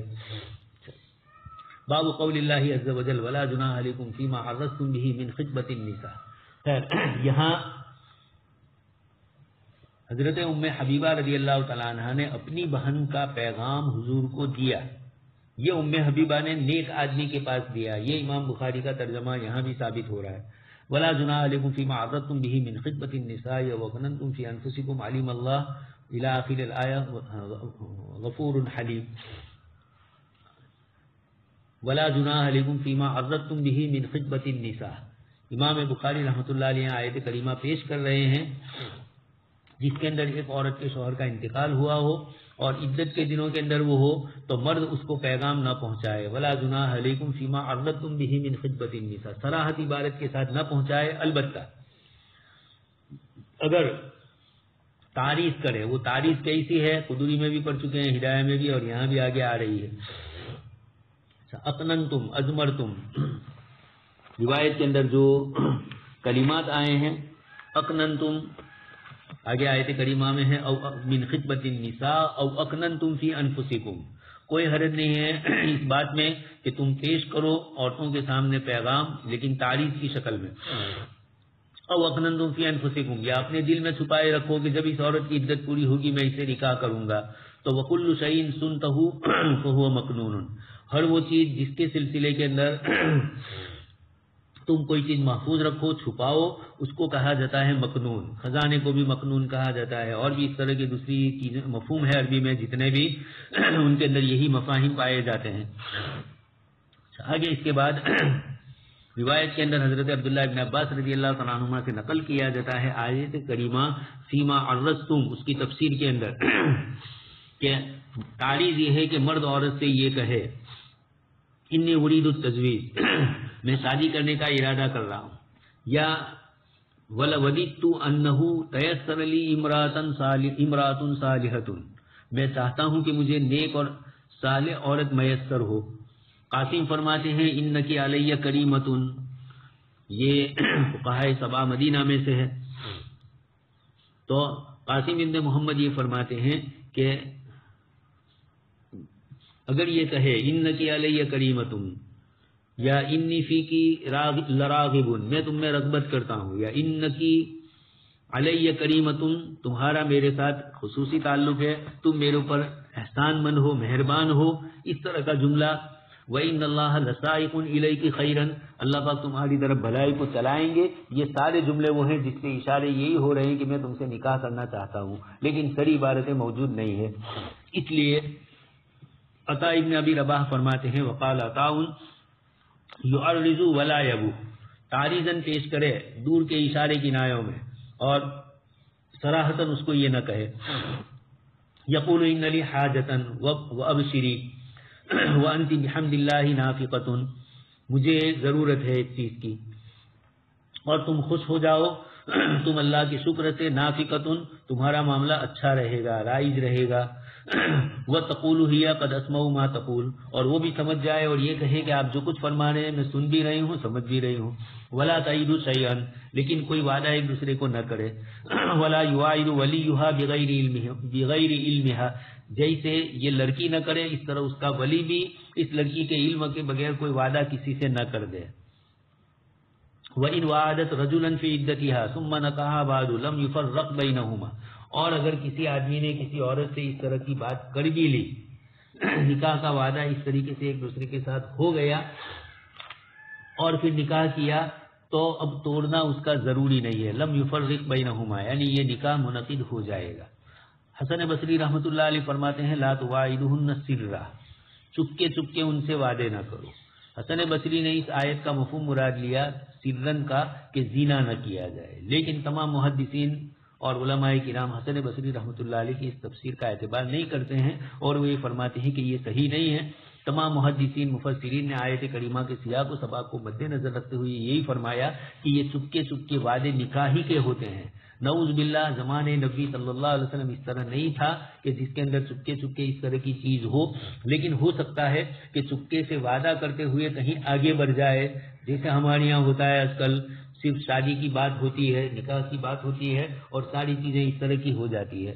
تو یہاں احتیاط کے طور پر حسن بصری رحمۃ اللہ علیہ نے فرمایا ہو کہ ایسا نہ ہو کہ یہ تمہارے وعدے کہیں دور جا کر زنا کا ذریعہ نہ بن جائے، اس کی طرف اشارہ فرمانا مقصود ہو. خیر وَإِذْ قَالَ ابن عباس الکتاب اجلہ تنقضی العدہ، آیت کریمہ میں جو ذکر کیا گیا کہ الکتاب اجلہ، کتاب اپنی مدت کو پہنچ جائے، حتیٰ یبلغ الکتاب اجلہ، اس سے مراد یہ ہے کہ کب تک تم ان سے شادی کی بات نہ کرو، یعنی اشارتاً کنایتاً تو کر سکتے ہو لیکن صراحتاً کب تک نہ کرو. تو اس کا جواب دیا گیا حتیٰ یبلغ الکتاب اجلہ، یہاں تک کہ یہ مدت کو پہنچ جائے. مراد یہی ہے کہ عدت ختم ہو اس کے بعد صراحتاً تم تذکرہ کر سکتے ہو. یہ چونکہ شوہر کی ایک نعمت اس کے پاس سے گئی، نکاح کی ایک نعمت گئی اور اب یہ بیچاری عدت کے دنوں میں ہے، تو ایسے دنوں میں عدت کے اندر وہ اپنے شوہر کا جو سوگ بنا رہی ہے، ایسا نہ ہو کہ اس کے اندر اس طرح کی چیزیں اس کے لیے خلل انداز ہو.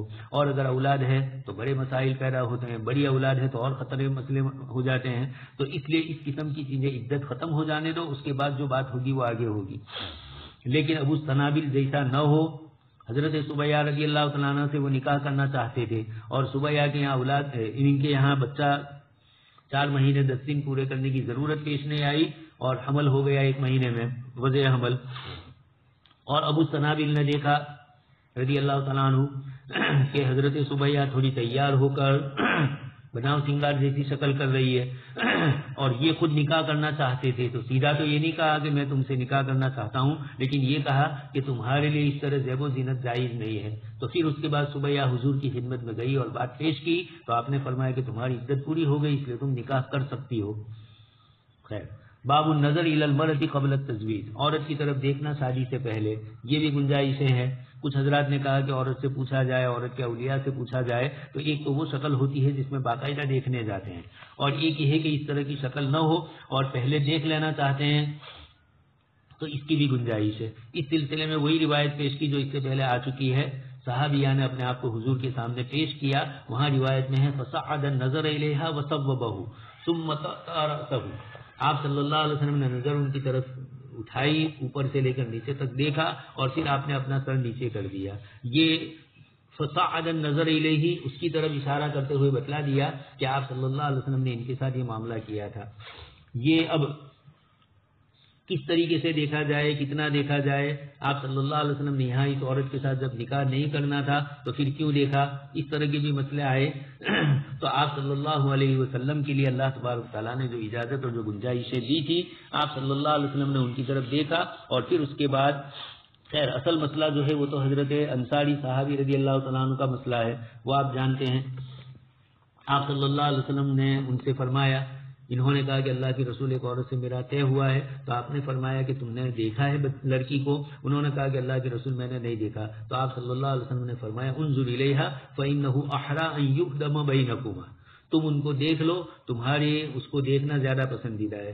کچھ حضرات نے عدم جواز کا کہا ہے عورت کی طرف دیکھنے کے سلسلے میں، اور انہوں نے حضرت علی والی روایت سے استدلال کیا ہے لا تتبع النظرۃ النظرۃ، ایک مرتبہ کے بعد پہلی نظر معاف ہے دوسری پاک ہے. فإن لک الاولی وليس لک الآخرہ، پہلی جائز ہے دوسری جائز نہیں، لیکن یہ تب ہے جب کہ اجنبیہ سمجھ کر اس کی طرف دیکھا جائے. اور یہ جو گفتگو ہے یہ شادی کرنے کے ارادے سے اس کی نیت سے دیکھا جائے، اس لیے اس کے دیکھنے کی گنجائش ہے.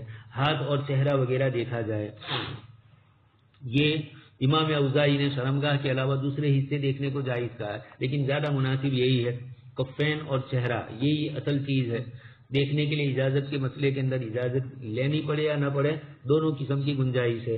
یا تو اگر دیکھنا چاہے تو بھی کوئی حرج نہیں, اور اگر نہ دیکھنا چاہے یعنی اجازت لے کر دیکھنا چاہے, جیسے عامتاً ہمارے یہاں ہوتا ہے شادی کے سلسلے کی گفتگو. لیکن اس میں تھوڑی یہ بات ہے کہ اگر لڑکی کو بعد میں لڑکی سے شادی نہیں کرنی ہے تو یہ اس طرح کا باقاعدہ مسئلہ ہونے کے بعد لڑکی کے لیے تھوڑی پریشانی ہوتی ہے, اور خاص کر کے ایک دو جگہ سے ایسی اس کی منگنی رد ہو گئی ہو تو پھر ذہنی طور پر وہ پریشان ہو جاتی ہے. اس لیے مناسب یہ ہے کہ اس طرح کے معاملات کے اندر یا تو ادھر ادھر دیکھ لیا جائے اور پھر اس کے بعد کچھ یا عورتوں نے دیکھا ہو اور وہ آ کر بتلائے کہ نہیں اچھی ہے, یا ان علاقوں میں جو قریب میں اس لڑکی کے قریب میں جو عورتیں رہتی ہو ان میں سے کسی کو پوچھا جائے.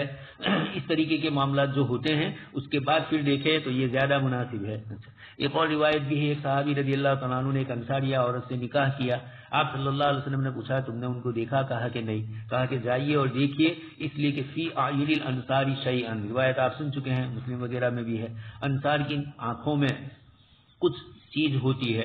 مراد یہ کہ پھر بعد میں یہ مسئلہ پریشان کن تمہارے لیے نہ ہو, اس لیے آپ صلی اللہ علیہ وسلم نے یہ ارشاد فرمایا. اچھا, امام بخاری رحمۃ اللہ علیہ نے تو یہاں پر جو روایت پیش کی وہ خود آپ صلی اللہ علیہ وسلم کی روایت پیش کی ہے, جس میں حضرت عائشہ کو آپ صلی اللہ علیہ وسلم نے فرمایا کہ میں نے تم کو خواب میں دیکھا اور تم کو فرشتہ من فی سرقۃ من حریر, ریشم کے ٹکڑوں میں لائے تھے, اور فقال هذه امرأۃ. کچھ حضرات نے یہ بھی کہا کہ یہ بہت دور کا استدلال, لیکن یہ کہ خیر یہ امام بخاری کی عادت ہے کہ جو سری عبارتیں ہیں وہ تو آپ کو معلوم ہونی ہی چاہیے. میں عبارت النص والی نہیں لاتا ہوں, استدلال اقتضاء دور کی لاتا ہوں, یہی تبھی تو آپ بیدار رہیں گے بخاری میں. اس لیے امام بخاری رحمۃ اللہ علیہ اس روایت کو لیا. اس سے پہلے آپ سن چکے ہیں یہاں بھی حضور نے دیکھا, حالانکہ حضور کا دیکھنا تو پہلی تو یہ روایت. اس کے بعد والی روایت جو آپ حضرات سن چکے ہیں وہی روایت ہے بما معک من القرآن والی. آپ صلی اللہ علیہ وسلم نے اس عورت کی طرف دیکھا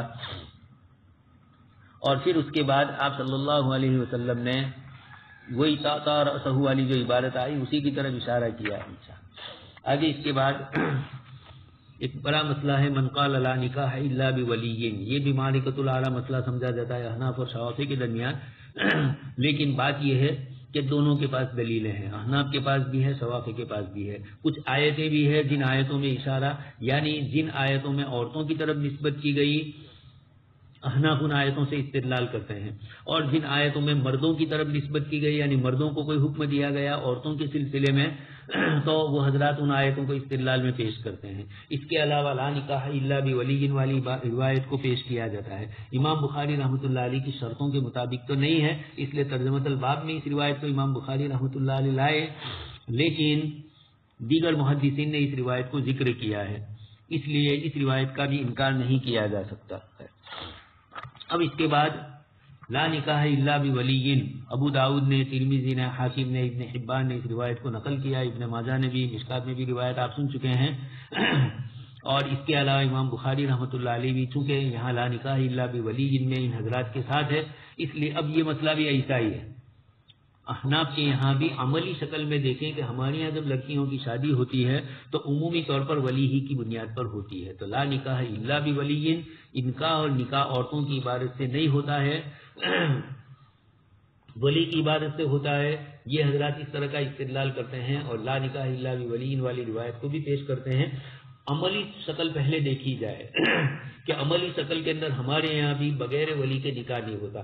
پھر ہمارے یہاں بھی مختلف روایتیں ہیں, امام ابو حنیفہ رحمۃ اللہ علیہ سے الگ ہے, امام ابو یوسف سے الگ ہے, اور امام محمد کی الگ ہے.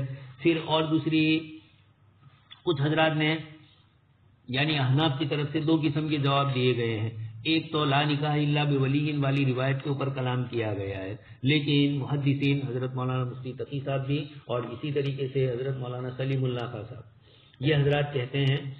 اچھا, اسی ضمن میں دوسری بھی اور ہمارے یہاں جو حدیث شریف کی شروحات ہے اور ان کے اندر جوابات ہمارے یہاں کچھ پیٹرن ہوتے ہیں.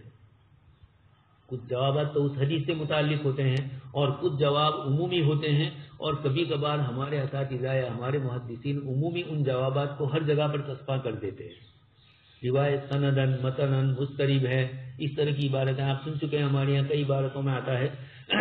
تو بہتر یہ ہے, یا اسی طریقے سے جیسے حدیث تصریہ میں لا تسر الابل کے اندر ہم یہ کہتے ہیں کہ ان روایتوں میں ایک طرف آیت کریمہ میں مساوات اور معادلت کو ذکر کیا ہے اور اس حدیث سے وہ معلوم نہیں ہو رہا ہے.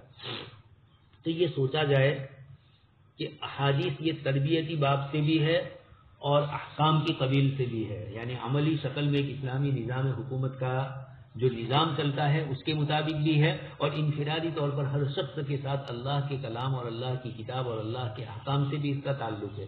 تو کوئی بھی چیز، اب جب آپ صلی اللہ علیہ وسلم یہ فرماتے ہیں لا تسر الابل، فرمانے والی ذات انصاف ہم کو کہاں سے پتا چلا؟ اللہ کے رسول ہی سے تو پتا چلا.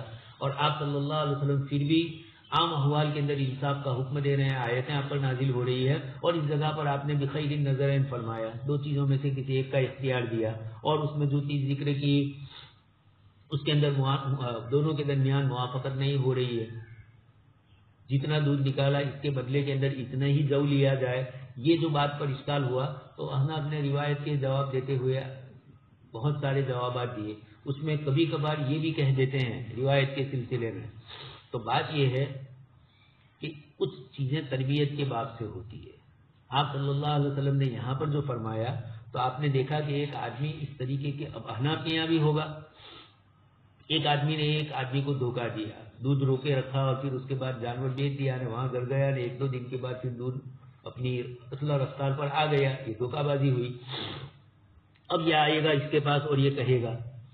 تو آپ صلی اللہ علیہ وسلم کے اس قول کے اوپر، یعنی احناف یہ کہتے ہیں کہ دیکھا جائے اگر وہ اس طریقے سے بار بار کاروبار کرتا ہے یا سبھی کو اس طریقے سے دھوکہ دیتا ہے تو لا تسر الابل میں آپ صلی اللہ علیہ وسلم نے اس زمانے کے عمومی رواج لوگوں کے درمیان تھا جاہلیت میں، اس کو ختم کروانا تھا. تو بخیر النظرین کے الفاظ سے آپ صلی اللہ علیہ وسلم نے بتلایا کہ اتنا جو لے لیا جائے. اب یہ کیوں فرمایا ہوگا؟ آپ صلی اللہ علیہ وسلم جانتے ہیں کہ یہاں پر بطور سزا کے سامنے والے کو اس چیز سے روکنا مقصود ہوتا ہے. تو جیسے حضرت مولانا ابرار صاحب رحمۃ اللہ علیہ ہمارے استاد تھے، کبھی لکڑی کسی کو اٹھاتے ہم نے نہیں دیکھا، حالانکہ چھری لے کے ہی چلتے تھے عصا لے کر، لیکن کبھی کسی کو بھی لکڑی نہیں اٹھائی. پوری ان کے تعلیم کے درمیان میں کبھی آپ نے لکڑی نہیں ماری، فلاح تعلیم کی میں بات کر رہا ہوں. تو لیکن ہماری جماعت میں ماشاء اللہ افریقی طلبہ ہوتے تھے، سب ہوتے جا رہے. اب ان کو گرمی لگتی تھی تو کبھی چار دانوں بیٹھ جاتے تھے، کبھی اور اس طرح کرتے تھے. کبھی کوئی حرکت کی سوتا ہے، حضرت مولانا فرماتے پنکھے سے لٹکاؤں گا. اب پنکھے سے لٹکانا تو بہت بڑی سزا ہوئی، لیکن یہ جیسے حضرت مولانا علی میاں صاحب کا بھی یہی حال تھا. حضرت مولانا علی میاں صاحب کے متعلق آتا ہے کہ جب بہت غصے ہوتے تو یہ فرماتے کہ ہم تمہارے اوپر پھول کی جڑیاں بچھائیں گے، ڈالیں گے.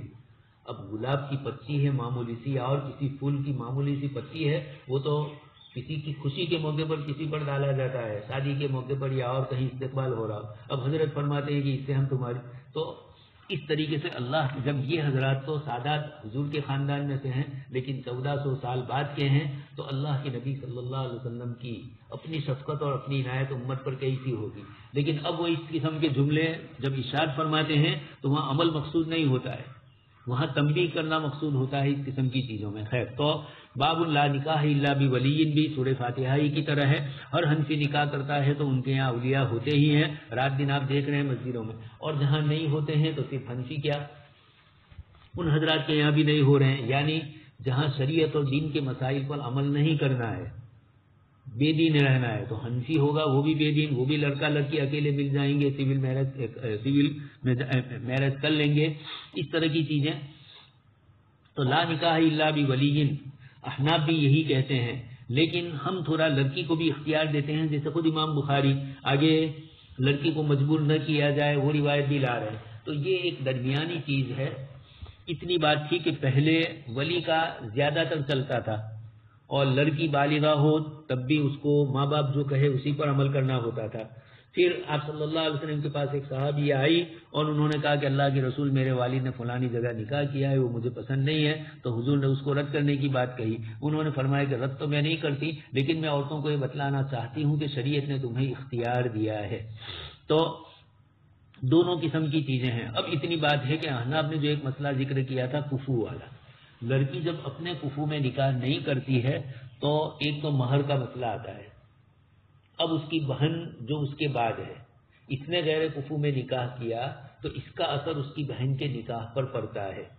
اس لیے یہ اولیاء کا حق ہوا، اس کی بہن کا حق ہوا. اس نسبت سے شریعت مطہرہ نے کہا کہ لڑکی جذبات میں ہو کر کسی چیز کو، کل ہی ایک صاحب نے بھیجا میرے اوپر، راجستھان کی کسی غیر مسلم ہے، بڑی عمر کا باپ ہے بیچارہ، کورٹ کے اندر باپ اپنی پگڑی اتار کر بیٹی کو دے رہا ہے اور بیٹی کو کوئی فکر نہیں ہے، چہرہ پھرا کر ادھر چہرہ کر لیا، ماں ہے باپ ہے منت سماجت کر رہے ہیں، لیکن اس کے باوجود لڑکی ہے کہ اس کو کوئی احساس نہیں. حالانکہ پگڑی سر سے اتار کر نیچے رکھنا یہ اپنی سب سے بڑی ذلت سمجھی جاتی ہے.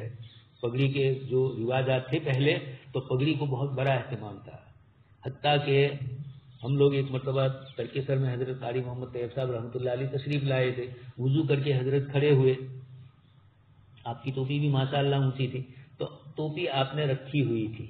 اب وہ ٹوپی حضرت مولانا ذوالفقار صاحب اٹھا رہے تھے.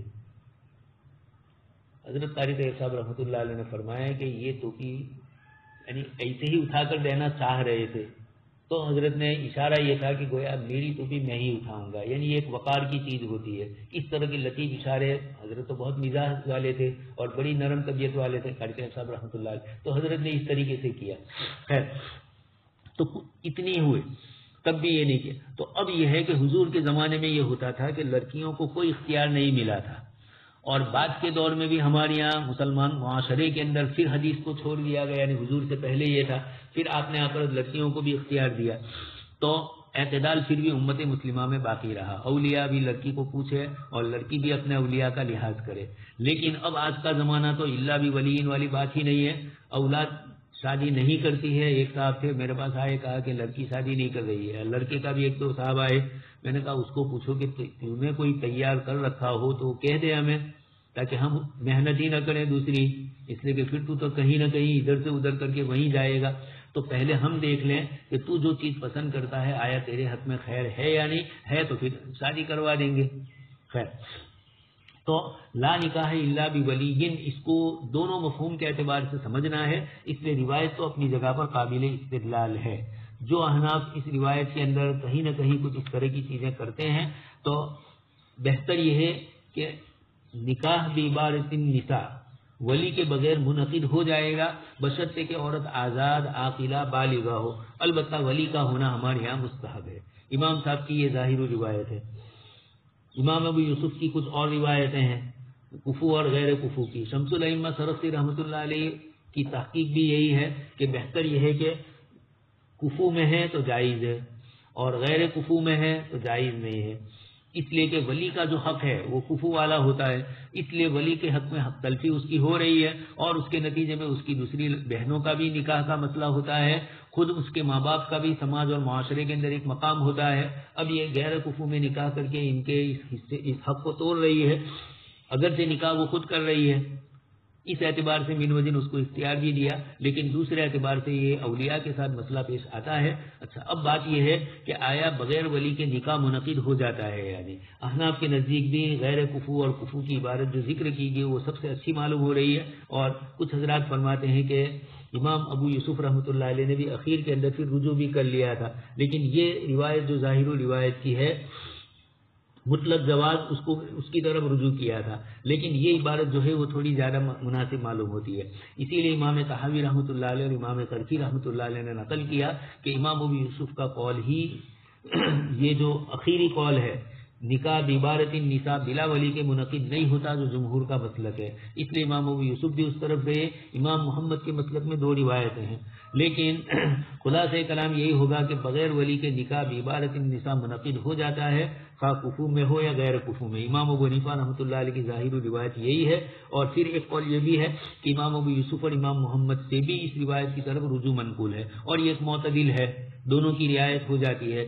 لا نکاح الا بولی والی روایت کی بھی ہو جاتی ہے، اور اولیاء کو جو اجبار کا حق نہیں دیا ہے لڑکی کو بالغ ہونے کے بعد مجبور کرنے کا، وہ بھی آ جاتا ہے. اس لیے بہتر یہ ہے کہ احناف کی یہ جو روایت ہے یہ اپنی جگہ پر ہے. تو لا نکاح الا بولی ای بغیر کفو، اس طریقے سے اس کو تعبیر کر لیا جائے گا. آگے اس کے بعد چونکہ نکاح ہوا باطل کی عبارت آئی ہے، تو بطلان سے کیا مراد ہے؟ تو کچھ حضرات نے یہ بھی فرمایا کہ ایسا نکاح فائدہ مند نہیں ہوتا اور باطل غیر مفید کے معنی میں استعمال ہوتا ہے، جیسے ربنا ما خلقت ھذا باطلا کے اندر اس مفہوم میں استعمال ہوا ہے۔ آگے اس کے بعد مسئلہ ہے کہ یہ روایت حضرت عائشہ صدیقہ رضی اللہ تعالیٰ عنہ سے ہے، اور اصول شاسی کے حاشیے میں بھی اور اردو شروحات میں بھی لکھا ہوا ہے کہ حضرت عائشہ صدیقہ رضی اللہ تعالیٰ عنہ ان کی پھوپھی ہوتی ہے، اور انہوں نے یعنی حضرت ان کے بھائی عبد الرحمن کی صاحبزادی، ان کا نکاح حضرت عائشہ رضی اللہ تعالیٰ عنہ نے خود کروایا، وہ اس کی قائل بھی تھی اور عملاً بھی انہوں نے کروایا۔ اس لیے جب راویہ کا عمل اپنی روایت کے خلاف ہوتا ہے تو یقینی بات ہے کہ راویہ کے اس عمل کی بنیاد کے اوپر ان کی روایت پر اشکال کچھ نہ کچھ ہو جاتا ہے۔ محدثین کے یہاں ہے، حضرت ابو ہریرہ والے قول میں بھی اس طرح کی بات آئی ہے، 7 مرتبہ کتے کے لعاب کے بعد والا جو مسئلہ ہے اس میں بھی۔ احناف جن روایتوں سے اور دلیلوں سے استدلال کرتے ہیں، ان تمام آیتوں سے احناف استدلال کرتے ہیں جن آیتوں میں نکاح کی نسبت عورتوں کی طرف بھی کی گئی ہے، جیسے یہ ایک آیت ہے وَإِذَا طَلَّقْتُمُ النِّسَاءَ فَبَلَغْنَ أَجَلَهُنَّ فَلَا تَعْضُلُوهُنَّ أَن يَنكِحْنَ أَزْوَاجَهُنَّ، جب تم عورتوں کو طلاق دو، فَبَلَغْنَ أَجَلَهُنَّ یعنی طلاق دینے کا ارادہ کرو اور پھر ان کی عدت کی مدت پوری ہو جائے، فَلَا تَعْضُلُوهُنَّ أَن يَنكِحْنَ أَزْوَاجَهُنَّ تو تم ان کو نہ روکو یہ کہ وہ نکاح کرے اپنے شوہروں سے۔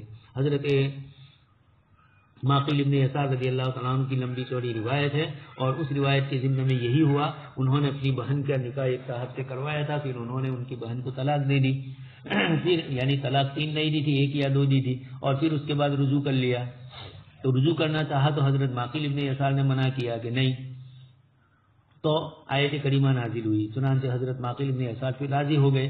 تو آیت کریمہ میں احناف اس آیت کریمہ سے 2 طرح استدلال کرتے ہیں، ایک تو اولیاء کو یہ کہا گیا فَلَا تَعْضُلُوهُنَّ تم ان کو نہ روکو، اور آیت میں کہا گیا أَن يَنكِحْنَ أَزْوَاجَهُنَّ، أَن يَنكِحْنَ یہ نکاح کی نسبت عورت کی طرف قرآن نے کی، لیکن یہ ایک آیت ہے اور اس طرح کی کئی آیتیں حناب استدلال میں پیش کرتے ہیں،